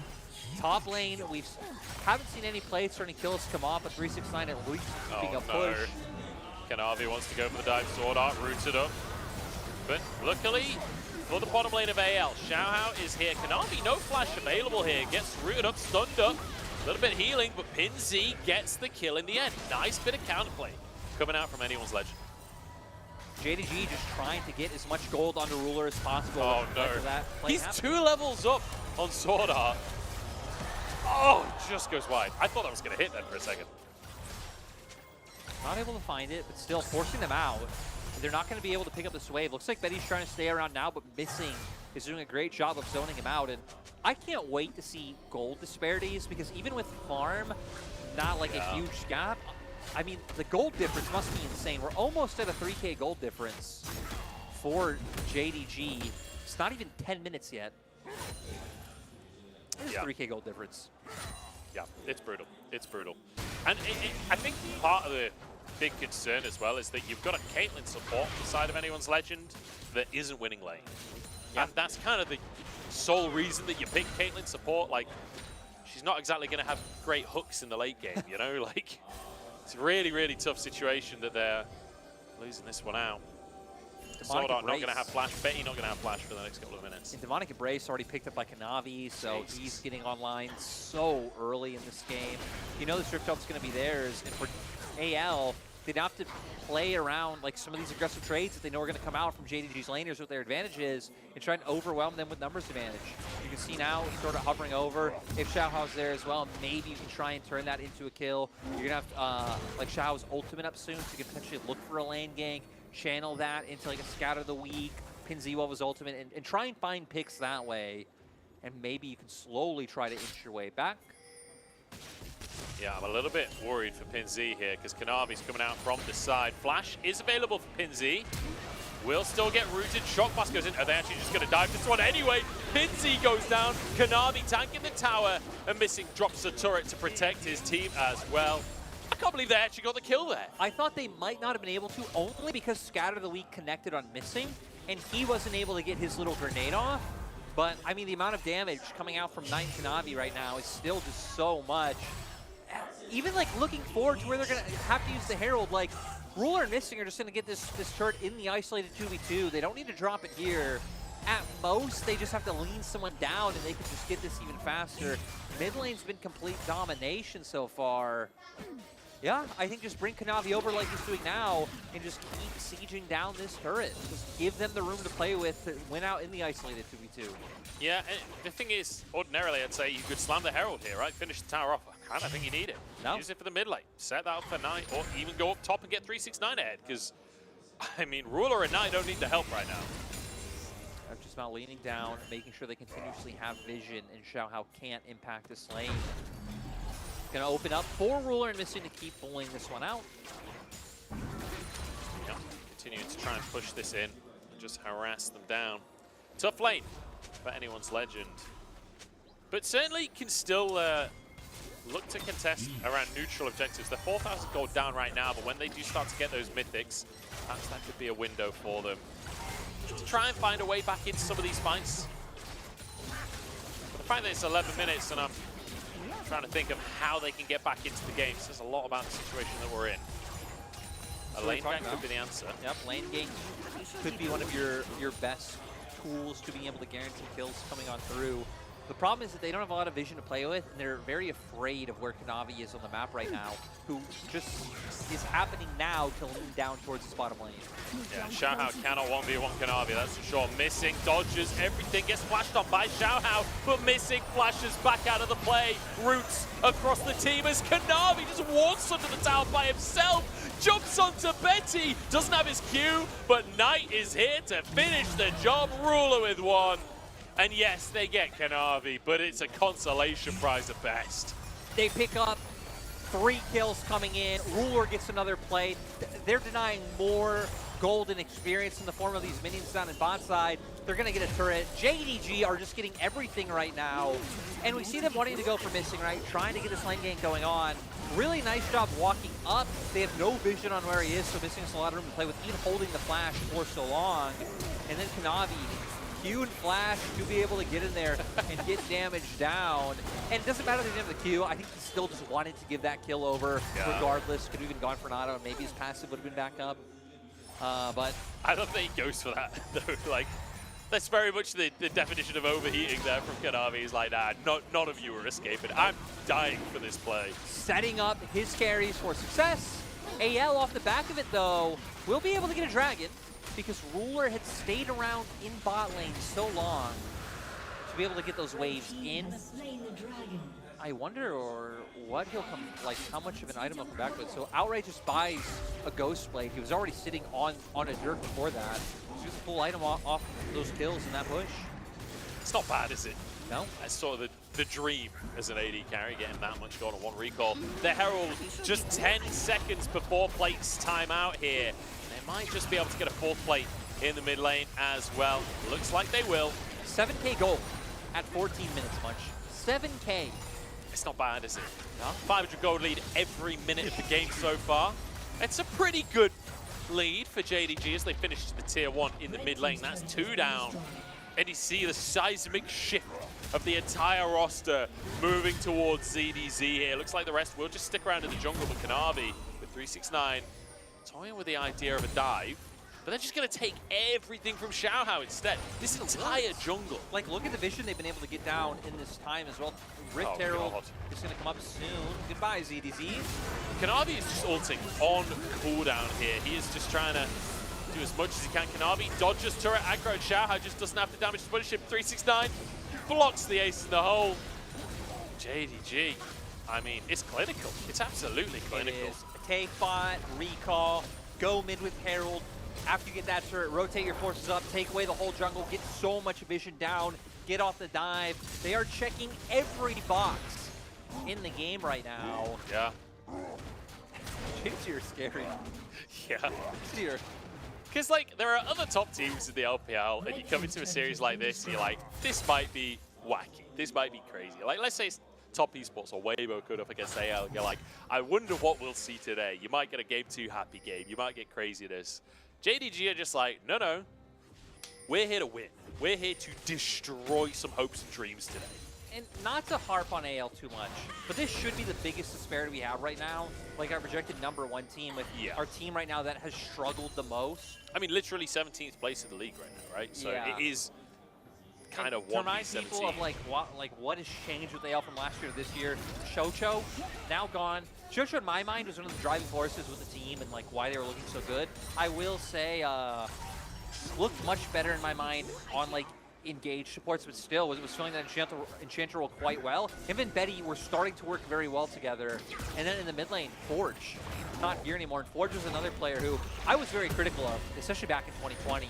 Yeah. Only improved every year to a point of where it felt like he was, he'd earned his place and was doing a good job to contest a lot of these people in the LPL, especially on his champions, the Swains, the Silases. When he got his hands on those, it was very much a solid mid was good as well. With them gone, bringing in Pinsy, bringing in Stardart, AL just not able to find the same level of success as Split. Even things like the meta hurting them. You look at Xiaohao, huge Lee Sin player. You want him on those Lee Sins. You want him on the Xin Zhaos. Remember, Xin Zhao was incredibly clean. You know, we're not seeing those at all right now. So the perfect storm of like variables is what it seems like are hitting this Anyone's Legends team all at once. It kind of surprised me that we've not seen a single game of Vi from Xiaohao. I feel like Vi would be the champion that he'd want to play. Ult onto missing. Not a lot to come from it, and immediately turned around with a curtain call as well. KL should be able to walk away from this one. There's Ruler living up to his support's name there with the curtain call. But they're just going to pressure onto the tower. No, I'll take that back. They're going to pressure onto Xiaohao as they walk past. Missing on a modicum of HP there. Barely walks away. They're doing all of this, and they still have Rift Herald in pocket, which they can use at any time to guarantee another turret, or if they're just holding on to that one. I mean, it's kind of like the same situation as First Herald, right? Yeah. See what you're able to take just off the amount of pressure you generate naturally, and then you could use that to like pivot after you get initial turret. Like if you take mid, pivot at the top, you then drop Herald for top. Maybe save it for Dragon, which is spawning in 30 seconds, but even then, there's really no way AL should be able to contest anything. So it's pretty much just at the leisure of when does Kanavi feel like pushing whatever keybind, you know, his Herald and his Order are binding. Oh my days, the burn is coming through. Sword just about survives. He was half HP, that was one sapling. One sapling. Kanavi 3 levels ahead. Night Harvester, yeah. I mean, Demonic Embrace. He is hitting like a truck right now. Sword Art only has the number. I mean, Sword Art is paper, right? So. Yeah, this is terrifying. The 4 Jhin traps in the mid lane as well. Like the second anybody steps on one of those, you know that the Deadly Flourish is going to come on through. I mean, Deadly Flourish, can you follow up with like an Accelerated Shock Blast from Knight? You have both of them on 2 items. That might just outright take someone down because they finally go for this push. Kanavi has his ult, which is why they were angling over the wall in case anyone had overstepped. It's going to be going. The root's going on through. This will be an inhib taken here. Xiaohao might be a bonus on top of that. Managed to dash over the wall, but rooted anyway, and will be taken out by Knight. Just too much damage coming out from that Jace. Mid inhib taken. Do they stay for more? Looks like they're posturing to back away here, but if ZDZ's not careful, he might get caught up. The trap's doing so much work, and it's a bonus kill. Whoa, the shock blast damage off the Sword Art. The curtain call. He managed to walk out of range for Pin Z. Suddenly the target stunned up and taken down. They're just going to end the game. It's 19 minutes and 25 seconds on the clock, and JDG a sub 20-minute victory here. This is monumental. This is brutal. This is devastating. And it's beautiful to watch from JDG. And they still want to keep finding kills. They could just be hitting the Nexus and ending. But they were seeing if they could pound those KDAs anymore. Today's looking like a quick one. Yeah. If it goes like no this kidding. In game 2. I subbed in for this. I don't know if this... Is this a work day? Easiest shift of your life. Is this a work day? Easiest shift of your life, oh honestly. my, like, that was brutal. I mean, what Kanavi was doing, like, with his early ganks, but even just the lanes themselves. We saw Missing setting up the first kill in bot lane with the grenade. Yeah. Started kind of with the tragic net forward. I don't know if that was, he was trying to, like, 10,000 IQ dodge it, but I don't really think that would be the play. And misclick maybe. Just 369 got the chill on an island as Kanavi, Knight, their bot lane just steamrolled this game. Yeah. I mean, I can't think of another word for it, honestly. That is exactly no broadcast appropriate words, at least. No, that's for sure. That is for sure. I mean, the fact that they were posturing around a tier 2 in mid lane at like 18.5 minutes. I already had queued like the next topic I want to bring up after the play when the things died down again. And then 30 seconds later, they're at the Nexus ending the game. It's like, yeah, what just happened? I had taken off my headset. I'm like, oh, it's going to be my turn to talk soon. I should put this back on. I was like, wait, never mind. This is over.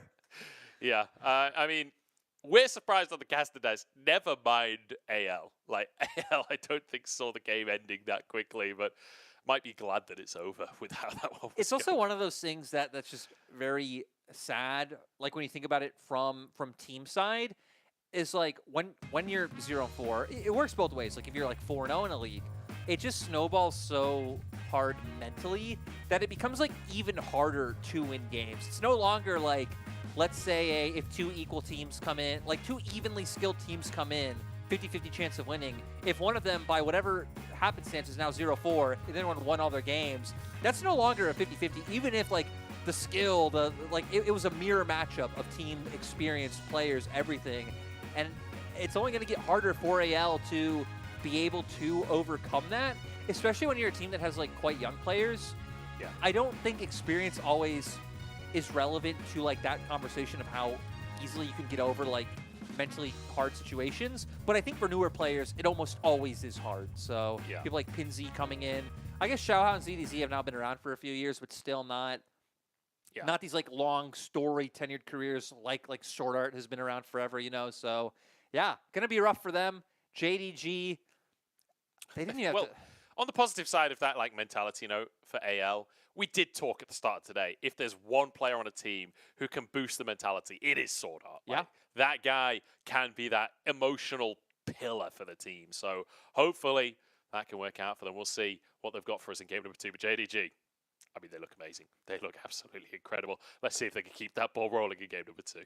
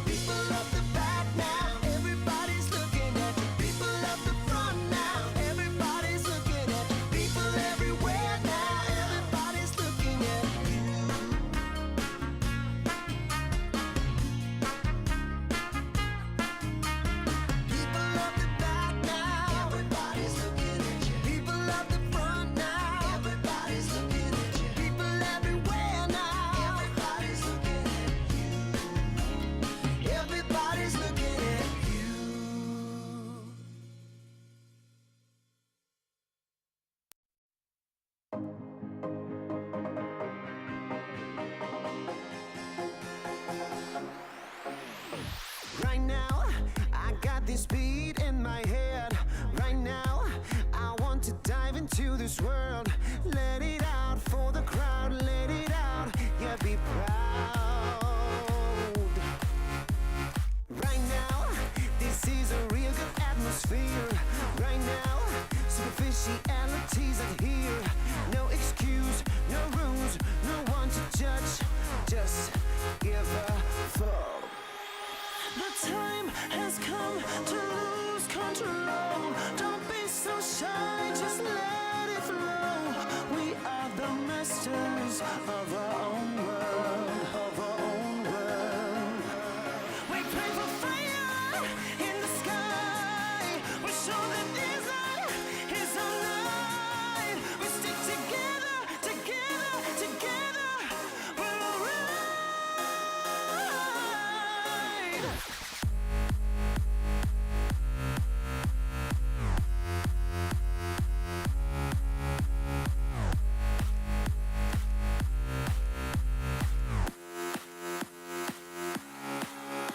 The time has come to lose control. Don't be so shy, just let it flow. We are the masters of our own world, of our own world. One day drink really expensive champagne on their private jet plane. All we need is a cheap bottle of wine and a cigarette to have a good time. A freedom, conviction, and no restriction. There's no other place to die than here with us tonight. The time has come to lose control. Don't be so shy, just let it flow. We are the masters of our own world. We pray for fire in the sky. We show that this light is our light. We stick together, together, together. We're alright.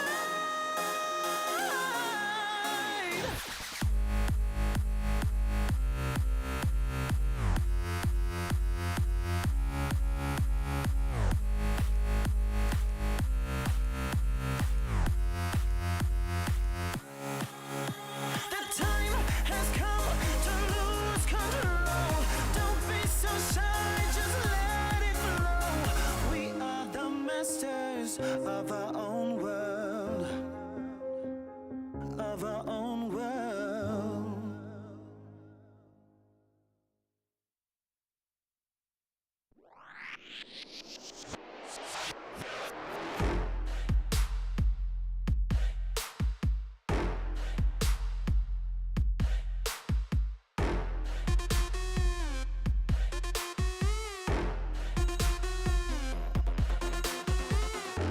赤信号だとしてももう止まらない理解不能のスピード100倍速い地横なんて哀れよねねえ聞いてよな負けの準備でもしておきな Come try me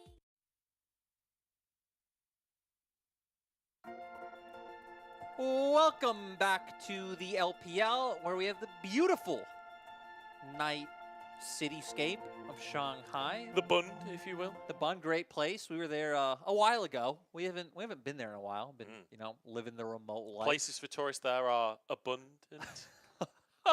That was so bad.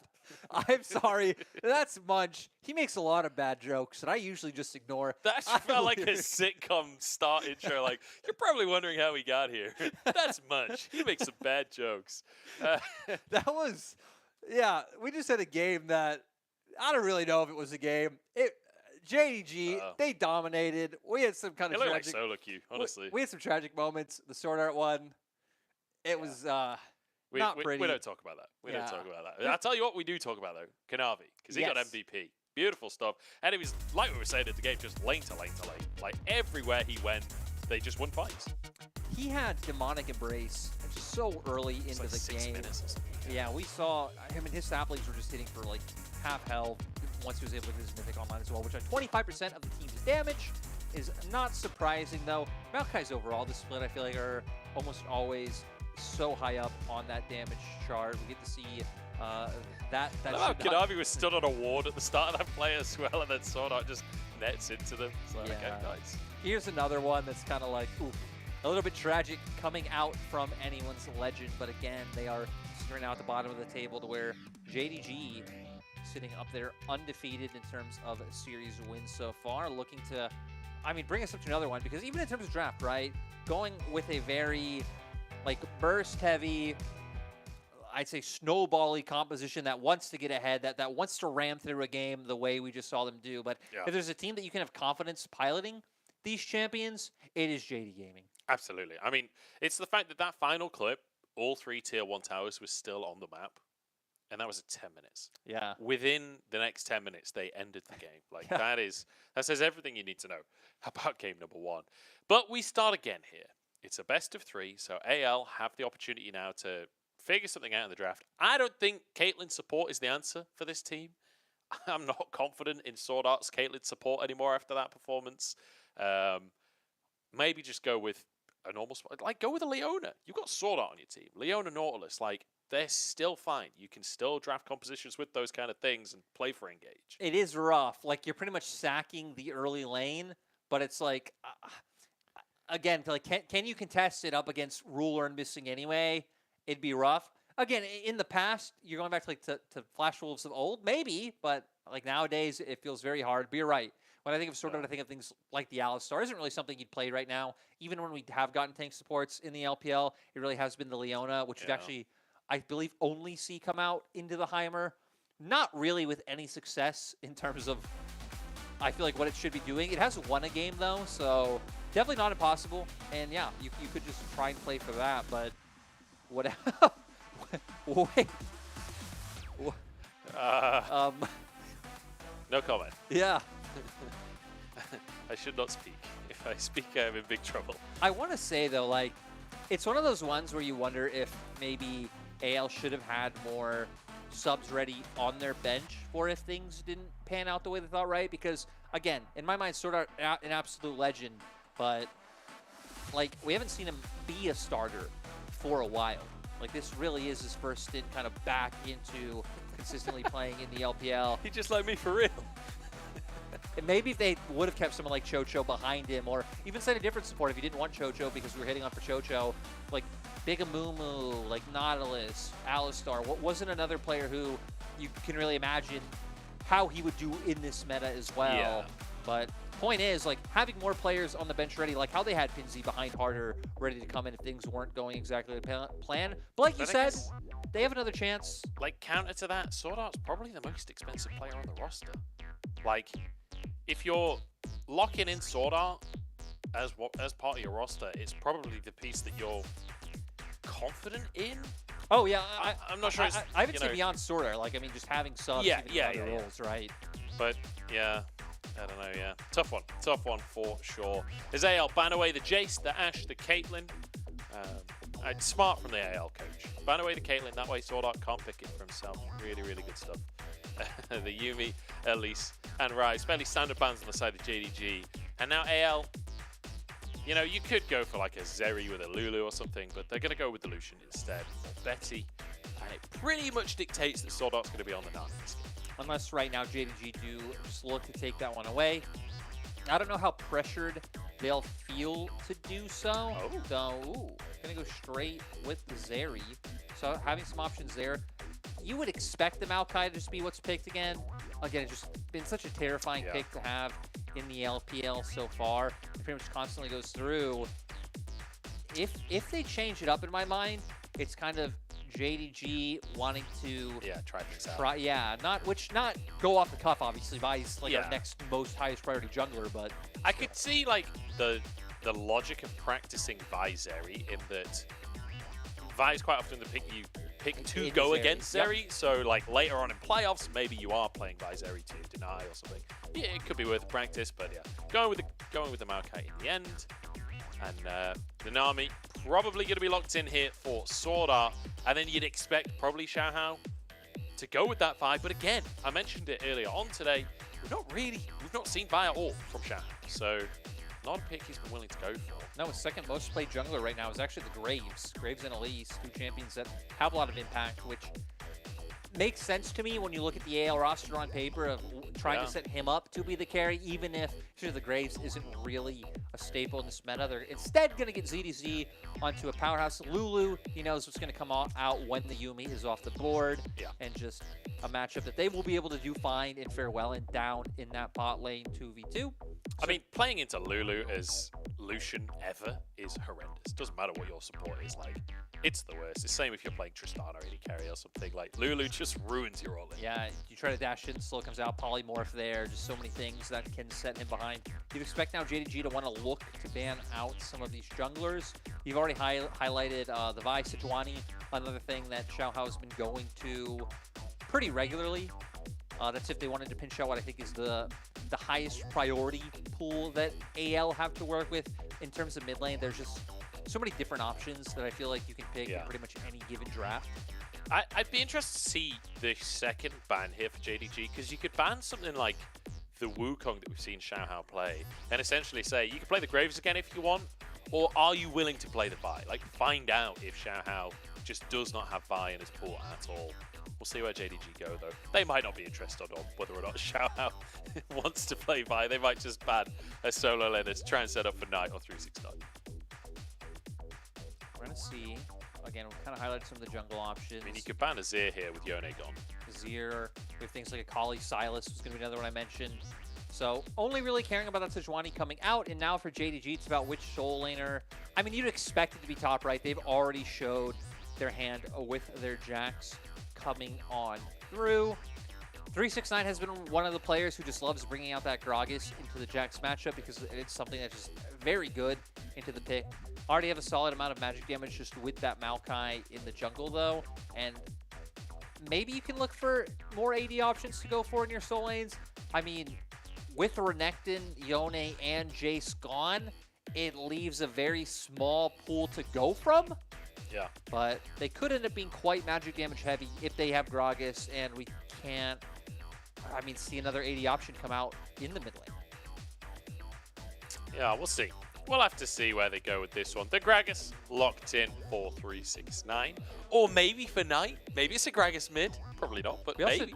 We also do have Tristana. I can't remember who played it the other day blind, but we'd like blind pick Tristana come on through in one of our games. I can't remember who that was either. But it was hype. It was. Blind pick Tristana and it won. It won hard.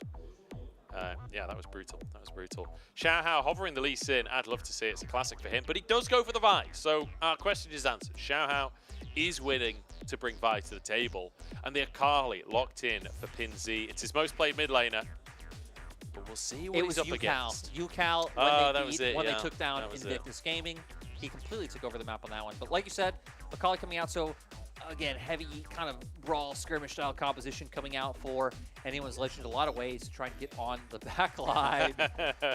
Oh! Okay. The throwback. Yeah. Is Lee that Sin. Knight taking Lee Sin mid? I think it might be. 2021, right? 2021 was the year of Lee Sin mid when Duinby got the pentakill. Yeah. He was one of the people who was really heavily popping off on this pick.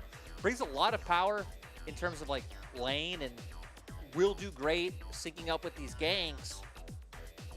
I'm excited. We get Knight on a champion that gives you the ability to show off high mechanical prowess. Yeah. And especially first Lee Sin mid of the split so far.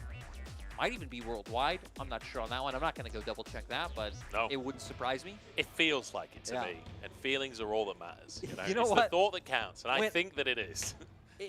Unless you're like a Knight, a rookie, a faker, we're going to say if you play something, it doesn't even count anyway. True. And you know what? At the end of the day, Lyric, it's mind over matter. So if I don't mind, it doesn't matter. Lee Sin mid coming out from Knight. First in the world of today. Up against the Akali from Pins. We'll have to see how this one's going to work out, but I'm excited. This is going to be a treat. Knight's mechanics have always been incredible. And 369 bringing his Gragas out as well. This is vintage 369. Just like the vintage that Gragas drinks. He's definitely come a long way since his former teammate flamed him for his Gragas. Hey, look, good or bad, it's still vintage. Yes. And I mean, 369 is a great Gragas. I mean, don't get me wrong. We saw in interviews from JDG that 369 put a ton of time into not only expanding his champion pool, but bettering his champion pool going into his year with JD Gaming last year. And it's shown. Now going to look for this play in the bottom side. Isn't going to be able to come through. Yeah. I mean, Knight has the Godfist skin. I think it's over for AL. As soon as you lock that in, that or Muay Thai, that's when you know it's a good Lee Sin. The other skins, you know he's terrible. But the recall's going to come on through. Deep Ward comes out here from AL, so they'll have vision of where Kanavi starts. Very likely to be that chicken camp. I was hoping for a little bit more. He's going to have to back away in the end. Yeah, going to have standard starts coming out here with junglers on opposing sides. Of course, having that comment come up for 369 at top lane to be able to go for a lot of these aggressive trades with ZDZ. And I just want to quickly mention something here for Knight. Obviously playing the Jace mid last game. This is Knight's 7th game in the LPL so far this split, and a 7th different champion. He's not played the same mid laner twice so far this split, and already bringing out a Lee Sin. I think he's setting himself a little challenge with how good JDG are looking as well. I'm not surprised he's setting little personal challenges for himself. It's like when you climb solo queue with every champion, he's trying to do that in the LPL. But he's doing it in the LPL instead. What a legend. What a legend. And already trying to threaten pins in the mid lane. Step forward for a bit of damage there. We'll be keeping our eyes very close to this lane as could be explosive. Yeah, gonna go with the E start. Looks like the last time Lee Sin mid was played was August 20th of 2021, WE versus RA. I'd assume that's what that little... I'm willing to believe it, yeah. I'm willing to believe it. 2021, year of Lee Sin mid coming through. Knight already starting E. Looks like lane going about relatively even. I think a lot of it's going to be down to Kanavi influencing that lane as well. Again, that is where your mixed damage is coming from, and we already saw how much attention Kanavi is like to put towards Knight. Not even only last game, but so far this split. And 369 just dominating CDZ so far. Yeah, this is really tough. Going with the Comet as well, not even going for the grasp or anything, making sure that he is really punishing in that top side. Now level 3 ZDZ just has to back away. You got to respect that power spike. Oh, and he's just going to keep laying on the punishment. If Xiaohao can find a window before 369, like there should be a small timing with the wave coming in now, where Xiao can potentially go for a gank before the wave is able to come in. Kanavi going to be on the opposite side of the map, so wouldn't be able to find any influence there. And 369 still doesn't have any wards around that top half of the map. Yeah, could be dangerous for him, but I think he's going to be able to crash that wave as Knight finds a way in onto Pins. Really aggressive trade. Pins trading some damage back, but doesn't really feel like it was enough. No, a lot of damage coming out from that E, especially once he did land the Q. You even have the safeguard as well, get that shield down. Buck out some of the damage coming out from Pinsy's Q. And he's just going to be able to maintain this push and keep up the pressure. We're going to see Kanavi making his way over now. So maybe expecting the play from Xiao on top side because of how aggressively 369's been playing. 369 has his flash, will have his belly bop available as well. Going to use that onto ZDZ, pathing down towards his mid laner. He's trying to bait them. He's trying to look juicy. Xiao goes for the bait, but Knight's returning to the mid lane. Looks like 369 will just have to walk away. Just a bit of a trade in the end. AL have learned. We saw this happen last game where they got baited into a juicy looking Knight and ended up giving over 2 kills. They will not fall for that again. It's kind of insane to think about the fact that this early strategy from JDG is look like you're losing a trade. Just look like you're not as good at top lane as you are, and will then swing in and save the day. Like that's such a high level strategy to bait in that way. Now missing, gonna make his way over to the mid lane. I just love the way JDG's moving parts where Kanavi was already angling over here before Xiaohao made his way. Just trying to set up for the opportunity for Knight to get that wave pushed in and have an easy reset coming through. He's trying to. With Sword Art there, though, he's finding it tough to get onto the wave.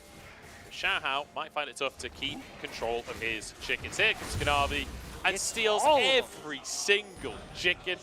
Oh, it hurts to be Xiaohao right now. All coming from the pressure that Missing keeping up as well. He was hovering first towards that side of the jungle. This time there are no top waves to grab. Just look, there's just constant movement, right? For, like, clears his Yeah. jungle, goes mid, they hover towards top for 369, go back towards mid, make their way down towards bot. JDG are just a machine that are constantly looking for ways to push the game forward. Yeah. Just nothing but snowball coming out from them. Sword Art. He walks in. He didn't even walk in, just walks vaguely nearby. Does splash under the tower though. As they didn't quite manage to finish him off. Both sums, but hey, That's nice little huge. thing. Yeah, that's going to be great for JDG. Going to be less pressure they have to worry about coming out from that bot lane, especially with the heal, right? Betty taking the cleanse. And now, even if Kanavi looks for any repeat ganks, Sword Art will be a very easy target for them to focus on. Xiaohao is once again angling up towards this top side for now. Maybe they could have hoped for something mid because the Knight is pushing out and the TP just came out from Pinzi, and it looks like that's what they're going to go for. Xiaohao is there, but Knight not going to commit to the play. Pins, is he going to be able to hold this wave? Looks like he might be able to here. Goes off to the side. Oh, that's a big laser, but it's a bigger bubble. Is Betty in trouble here? No summoners for Sword Art either. The flash for the kill. One more auto would do the trick, but Rule attacks the tower. The shield from Missing. 2v2 under the tower. JDG are unstoppable. No one can contend with this bot lane in the LPL. Ruler and Missing have just been fantastic so far. Now they're going to get this wave in 2-0-0 on the Zeri. We're going to see exactly how it goes down. I mean, Betty's the one who dashes in. You highlighted the polymorph and how annoying that could be. Bubble is able to go through, but so much damage had already followed up. Flashes in, hits with the giant laser beam, and then gets off the last bit of damage there. And just great usage of the barrier to make sure he doesn't go down to that turret shot. I was thinking that was a Lulu shield. I thought so at first too. I was like, oh my days, they just have infinite cooldowns. Knight though, pressuring in the mid lane once again. This has been a very even matchup so far though. Knight not really getting the pressure that maybe you'd want it to get, both level 7. So Akali starting to get to that point where Pinzi will be able to influence fights and get involved in skirmishes. Yeah, it's also one of those things of like, how much practice has Knight put into the Lee Sin, like over the past however many months, right? So, also not a meta champion by any means, but I like to highlight Pinzi. Not being set behind means he will be able to find an impact on this game if he can get onto someone like Ruler. But with Kanavi being ahead of Xiaohao from the counter jungle, he's already hit level 6. They're already on Dragon. And this looks like it should be an objective over to the side of JDG as Xiaohao finally just got his ultimate online. Yeah, this is the tough thing about the stuff we were talking about in mid lane is all Knight has to do is go even and these side lanes are going to win for the side of JDG in the short term at very least, as feels like slowly but surely 369 is building up a bigger and bigger CS lead. I mean, we just saw what happened in the bottom lane. We don't need to talk about what's happening in the bottom lane. So Kanavi can just roam around the map, taking objectives. Knight just has to clear those waves to the mid lane. And everything looking fine and dandy for JDG in this hit game. I mean, just look at the goal difference. 2,000. With so little, like, action happening, it's crazy to see them just eking this out in the way that they You kind of hit on it where you said, like, their silence going well for now. Like, later on, that's kind of AL's hope, in my opinion, is later on when Jax comes online, when Akali's huge in the side lane, and 369 won't really be able to match either one of them. That's what you're going to need, but can they survive to that point? As of now, it's not looking so good with the fact that we're already up to a 2K plus lead at the 9-minute mark. But hey, at least it's nowhere near what it was in game 1. Only 2 deaths this time. Definitely improvement. As it does feel like JDG are playing I guess JDG are playing a safer game in that they're not like diving onto towers just yet, but they're not as far ahead, so... Are they not diving over turrets yet much? Are they not? Yeah, I did speak a little too soon there, didn't I? Speak too soon more, please. The roots coming on through. Betty underneath the tower, polymorph, uses that cleanse. A knock-up from Kanavi as well as Knight goes between the goalposts with a sonic wave. Knight a little bit slow on the play, or at least, I don't say Knight is slow. They coordinated the play before Knight was there. Maybe if the minions are there, you can connect the Q, and then you get this huge kick because they are rooted. So Timing not exactly perfect coming out from JDG, which allows AL to be able to walk away. And I feel like the biggest difference between this game and game number 1 is AL giving so much respect to JDG this time around, right? They are playing so much safer. They are so much more aware of what JDG are trying to do because they fell for every single bait in game number 1. Here in game number 2, like, it's good to see very clear improvement within a series. AL were really the writers of their own demise in game 1 with the amount of early mistakes that were coming out and giving those opportunities over. Now it's much more of a slow burn. Ruler especially just whittling down this turret plating, still sitting with a 20 CS lead. You can see he feels fine and safe by himself. Flash isn't up, so if AL's bot lane can find an engage right now while Mystic's on the top side of the map, this could be an area where they claw something back. But Ruler so far is playing quite respectfully. Yeah, and if there's one thing you can anticipate from Ruler, it's correct play, right? Not just highlight moments, but very correct League of Legends. Plays very much on the borderline of safe, quote unquote, right? He's still pressuring They have this bottom Surrett's side. ult now. They want to punish him, but yeah, it's like you're saying, even at the perfect moment, he knows how long he can be stepped forward and then walks back immediately once Sword Art and Betty start eyeing him down. It just feels impossible to punish him. Like, I feel like we're overdoing it almost, but I'm not sure if you can overdo it with Ruler. He's just so good. He's just so good. There doesn't seem to be any negatives to having him on your team whatsoever. It seems like a fair trade that we... Well, pause. It's Kanavi. Shao might look for this. Wants to. Channeling over the wall. Kanavi clears the ward as ZDZ continues to get punished. You were going to talk about Viper, I believe. Yeah, I was going to say, it seems like a fair trade that, like, we got Ruler and they got Viper. But I'm so sad we don't get, like, Viper Mecha or Viper plus, you know, any other top support against Ruler missing It would in the be league. incredible. It would have been great. It would have been great. I think it would have been too unfair, though. Like, we don't just get the...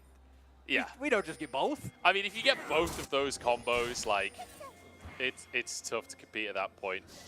There are a couple of other pretty incredible bottom lanes over in the LCK, and we've got Jackulov and Mark certainly want to make a name for themselves this year. As kill comes out for Ruler, another great play on the bottom side from JDG. As Kanavi just waiting for cooldowns. Another double kill for Ruler. And it's hard to go wrong with complimenting this guy, isn't it? Because, you know, usually you'd cast a curse to play like that, but they just don't miss. They just don't miss. World Shield Bow online. They're going to be able to push in this wave as well, get even more gold. They should break down another plate. They're just getting so much value out of this bottom lane. Like, game 1, it was very much like a team effort. I'd say excluding 369, no offense to him, because he didn't have to do anything really. But Kanavi and Knight, in my mind, were a huge part of that game 1. This game 2 is just all about Ruler and missing. Kanavi's been finding great opportunities. Oh no, he can't hit it because of the minions! Oh, that was way too close. But using the dash then to hit through the minions. So he gets away with it in the end. And that's Swiss Tower taken, 13 minutes in. And a Herald drop to the mid lane for now. We can see Kanavi starting to move down, so maybe they'll even just start up Dragon outright from this play. I think it would be a bit risky because, yep, their bot lane needs to recall. They have a ton of gold in their pockets that they should want to spend, as we see Zeal and 2 long swords now picked up by Ruler. ZDZ having to use the Grandmaster's Might just to survive the all-in from 369, who's really pressing in this top side, trying to increase that pressure. ZDZ wanted to get the stun, but 369 just won't let it happen, and ZDZ knows he has to respect the all-in, that F-Frost available for 369. No such mythic on the other side. Over, I guess not over. 20 CS lead now is slightly over since ZDZ had to recall and he won't catch this wave. Turret's going to go down soon. Your bot lane's massively far ahead.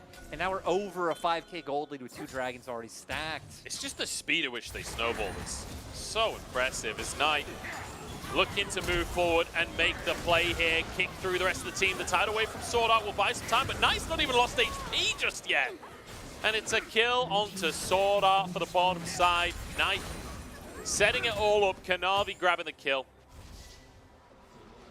I want an international tournament right now. Yeah, ASAP. I want to see how JDG stack up with everyone else across the world. Yeah. I guess, you know, it feels kind of unfair to the other LPL teams saying that when we haven't even seen JDG stack up with the whole LPL yet. I know. Sorry, LPL. But I mean, it's just hard not to talk about it when they look like this. I mean, look, they're punching down right here. It is AL that they're currently beating, but they look insane every game. They look insane every And series. it has very much been a thing of top LPL teams to drop games, struggle against some of these bottom tier teams. Look, Rogue Warriors and AL, they were the org that would always take games off the top teams. Yeah. They were the team that would bring anyone else to their level. So the fact that AL aren't doing that, maybe that's a huge sign. Maybe I'm reading too much into it. 2020 summer, Rogue Warriors versus RNG, I think it was summer. Still one of the most entertaining series you will ever see. Rogue Warriors also had a great series with Top Esports in 20. Just, yeah. Honestly, Rogue Warriors Top Esports is always entertaining, or was always entertaining. Rest in peace, Rogue Warriors. I remember them beating Top Esports, I think 2 splits in a row. Yeah. While being a bottom team and Top Esports being a top team. That was something magical. They were close to making a playoff run in 2020. I think we might get some more action right now. Look at Navi. No action. No action. No action. But a 7,000 gold lead at 16 minutes. AL don't want action. No, they don't. They want anything but action right now. And I feel like we kind of had a bit of a... I wanted to say we've had a bit of a role reversal from 369. Here we go, all in. Oh! Onto the backside here. Pinzi trying to follow up as well. Ruler's in trouble. The Wild Growth comes out, though, and they're all out of cooldowns. Xiao Hao, the target, is 369. Moves on over, and he'll chase Xiao Hao down. A kill from Solo Laner. A kick from Knight. Oh, and that's the Sonic Wave. It's gorgeous from the mid laner, JDG. The golden left hand with the golden Lee Sin skin. They keep finding more and more kills. CDC, I don't think he's going to last very long, Munch. Look at the cavalry coming in. Kanavi and Ruler are making their way over. He's on the wrong side of the map, which is never ideal. Can they get some damage down? I don't think he's been hit just yet. He might be able to execute. I still think that's fine. He executes, but you just got to splash out for pretty much just intimidating him. You just walked at him menacingly. You got a summoner. Look, I will say, in his defense, 369 is very menacing. Yeah. It was walked at him extremely menacingly. There is a difference. I mean, 369, very menacing in this play, as we see here. The jump in coming out from Xiao Hao. Sadly, Betty not able to follow over. They just don't have the damage. Missing gets there quickly with the Wild Growth. The knockup comes through. Yeah. He's too big, and 369 continuing to just... I kind of just want to imagine him as a greaser, like slightly crouched down, snapping menacingly in their direction, you know? Yeah, I can see it. I can see it. And Knight, yeah, I mean, that was clean. That was clean. He wanted to get multiple knockups there with the kick, I think, but the dash just about. Well, I was going to say saving place. He didn't really save everyone. I will say as well, AL, unfortunately, that was the one mechanical misplay we'll see from Ruler this year. On the wall, unable to punish it, now trying to make it happen once again. Onto Ruler in the back line, but he's starting to stack up. He has that Wild Growth and gets a kill instantly. Sword up, then next on the chopping block, as it's Knight to grab that one. Almost credited Kanavi, because I saw the Lee Sin get the kill. And they'll just back away once again. And now they start to put the foot down. JDG not a team to play slow games for sake. They might be able to get another incredibly early inhibitor. Definitely not here at this moment, but already breaking down these turrets. Oh my days, Knight just diving, forcing a TP out from Pinzi here. And in the meantime, Kanavi's doing it. Drake, Ruler's taking a tier 2 in the mid lane. What do I say? I don't know. What do we say to this? I don't know what you say. There's not a lot you can say. People can't see this, but this is adorable. It is adorable. We'd like a cute I miss the Robo Colonel. 3D dancing dog on our screens. Yeah, I always miss that. I don't know what the brand is that's sponsoring for that, but it used to be KFC. I was going to say, probably good that we don't know the brand. Yeah, true. You know, but we used to have the Robo Colonel. Oh, speaking of not knowing things, actually it's fine that Pinzi didn't know that 369. Oh wait, no, Pinzi doesn't know a lot much. He doesn't know a lot. He lacks critical information, Pepe La. He's fine. He just slid on down to the river, even gets the control ward. This is very Nice. Yeah. It looks like JDG ran in, and the second he moved, like I don't believe that JDG could not have closed that distance to at least keep chasing him off. So they're just going easy on the rookie.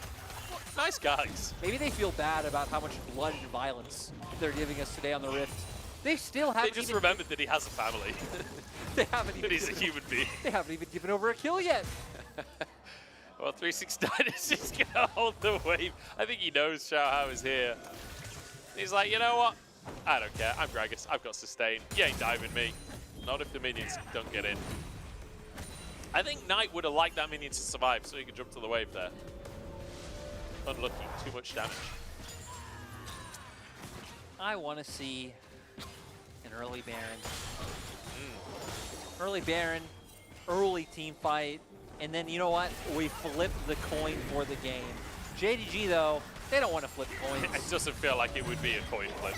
Oh, it would. It would. I mean, it might be a coin flip still, but one of those like magician like. It's like even if you get the Baron, we're gonna kill all of you. Yeah. So double-sided. Who's the real winner?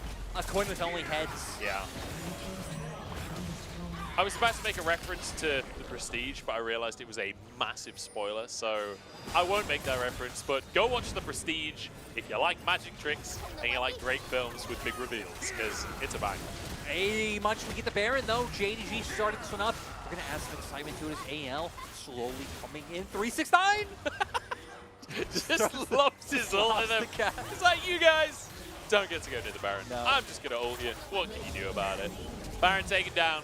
369 still just threatening them. Never backs away from the entire AL squad. ZDZ though, I think he's gonna get a tier 1. So who are the real winners here? If you are just for some reason tuning into this game now and wondering how we got here, Ruler and Missing, complete domination in the 2v2. 369 as well. It might not have been about solo kills him in that top lane, but he did not let ZDZ do anything and forced him out of lane so many times. And then Kanavi being the one to glue those advantages into neutral objectives. When your bot lane's winning so hard, you're getting every free Drake, you're getting every Rift Herald for free. That's how you end up at a 12k gold lead at 22 minutes. It's not bad, is it? It's no. not bad. Just be the best AD carry in the world, arguably. Yeah. Or at least one off. At least one off. He is kind of insane, though. But yeah, Ruler on Zeri. Not a situation that you can allow to happen basically ever. I feel like if you're playing against JDG now, you got to first pick Zeri or you got to ban it. Those are your two options. As JDG look to dive in the mid lane. They're going to be, at minimum, able to take this tower. Knight looking for a kick with Xiaohao, using his own ultimate to protect himself. It's a good tidal wave. It's a good bubble. Navi flashing it out. Twisted advance to keep himself safe. Pinzy losing HP. And the tower's gone, so Kanavi's fine. The wild growth into the play. 369 is still in the bottom lane, by the way. This is a 4v5. And JDG dominate it. Kanavi sitting in front of everyone for so long there. They have a wave in bot. The 369 is pushing in. Knight is TP. They're just looking for the game end. 23 minutes on the clock. It was 19.5 minutes when they won game number 1 of this series as Knight nearly dives the fountain. They want the kill on ZDZ though. They ain't letting him go anywhere. Oh. A ward hop. He gets out. Might die to the minion wave in a moment. We'll have to see. Knight jumping onto Betsy here. The rest of the squad making a beeline towards that fountain. They want kills. They're not even trying to end the game fast. They're just having fun. Again, just like game 1, trying to pad those score lines a little bit. They can just end the game right here. Hit the Nexus. That'll be a no. That's a big fat no coming out from JDG. Look at the smiles on the faces of some of the members. Knight. I mean, this is straight up cyberbullying at this point. 369 gets a massive shield, bigger than anyone's health bar on the side of anyone's legend. There's still not a single kill been taken by anyone's legend. This was a massacre from JDG. This became cruel. This became hard from JDG, but if anything, this series, we've already hit on it, kind of the disparity in the standings between these two teams. It's still impressive to win 2 games like this, to get to choose how and when you end the game. Yeah. Deciding, I don't have to hit the Nexus, we're just gonna hang out in front of it. 2 games in a row, 19 minutes, what was this, 23, 24. Yeah. Huge. I mean, it's the fact that because it's not the first time that we've seen teams mess around with the Nexus, right? But it's the fact that you can just waltz into the base, 4v5, win the team fight, take the inhib, and then sit in front of the Nexus at 23 minutes of the game. With like 50% HP, their whole team is now respawned, and you still just have full confidence that you could take them even if they came back in for an engage. 369 didn't look phased at all that game. And I think it's one of the most impressive things to me about this JDG roster is it's the little things when they get that lead. Like, everyone has a CS advantage. Everyone has an XP advantage. It's not like they're overloading one side of the map and sacrificing the other. They just win everywhere simultaneously. And I guess that's what makes it easier for JDG to look so clean in a lot of these like mid-game scenarios. I'm thinking more of game one where it was like, okay, we have the gank on bot, turret gets taken, they move over to mid, drop Herald, they're now in the enemy jungle, taking all camps, getting vision down, they dive top lane. It's like, that's very impressive and very clean. You also do have all of your players winning their lanes, you know what I mean? Like, so it will be interesting to see how this JDG team fares when they get more tested, when there is a team that, you know, is... Does this plan survive being punched in the face? I think is the classic phrase that really lines up with this, right? I would still say probably yes. Like, I have faith that JDG can take quite Is anyone capable of punching you in the face is the follow-up question. That is... JDG seems like a team that could take, I'd say, 3.5 Mike Tyson punches to the face.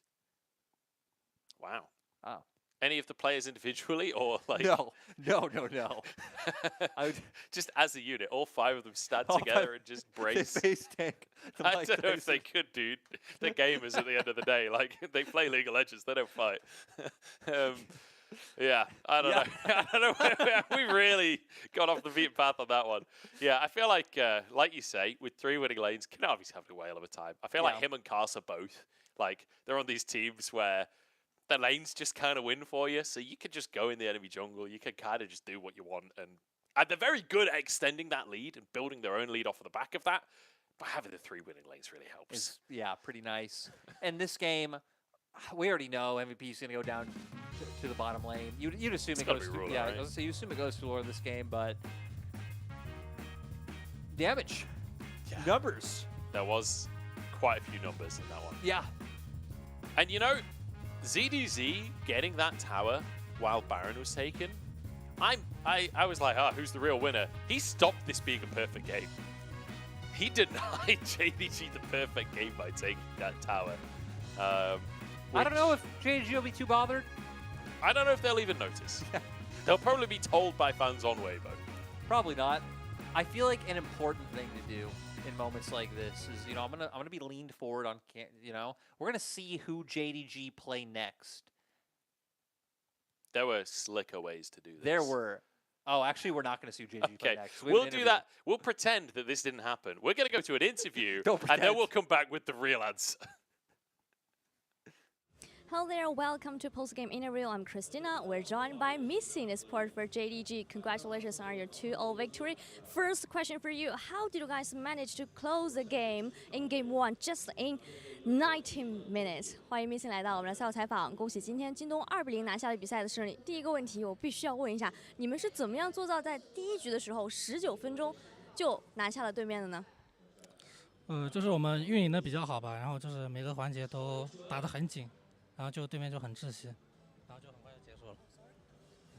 The reason why we can close this game in 19 minutes is just because of our great macros, and we did a lot of great job in every part of this game so that we can take down this game in 19 minutes. And the second question, I'm curious about that Kathleen Sport pick in your opponent. Actually, we have seen Kathleen Sport for so many times, like in LCK, maybe in the season. But could you please tell me your thought on these champions and how did you manage to play against her? 那么第二个问题，我们要问到一些关于女警辅助这个点。虽然此前我们在本赛季在其他 LCK 赛区看到过这样一个选项，但是毕竟是我们 LPL 的第一个对面选出来的女警辅助嘛，你觉得在跟她对线的过程当中感觉怎么样呢？你觉得女警辅助在这个版本的适用性和优先级还算可以吗？女警辅助的话，虽然在 LCK 那边有登场，然后今天也登场了嘛，但是这个英雄的话就是优劣都很明显吧。优势的话就是。如果选手玩得好的话，然后配合团队能把下路打得很难受，就优势特别大，然后劣势的话就一点作用都没有了，就是如果就是得玩得很好才可以。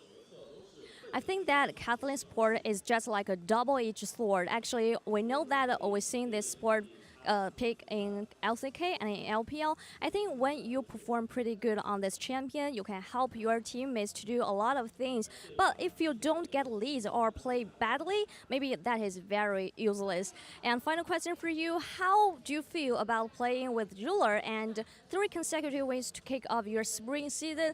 How long do you think you can sustain this level of performance? 那么最后一个问题，这个赛季呢 ，Missing 选手是和 Ruler 选手搭档，你觉得跟他在下路搭档怎么样？我有点好奇你们之间的沟通是用什么语言？然后京东现在3连胜，开启了你们这一个春季赛，你觉得大家能维持这样的不败金身多久呢？首先想问一下和 Ruler 选手搭档感觉怎么样？和 Ruler 选手搭档的话，就是特别舒服、特别爽吧，就是他真的很强。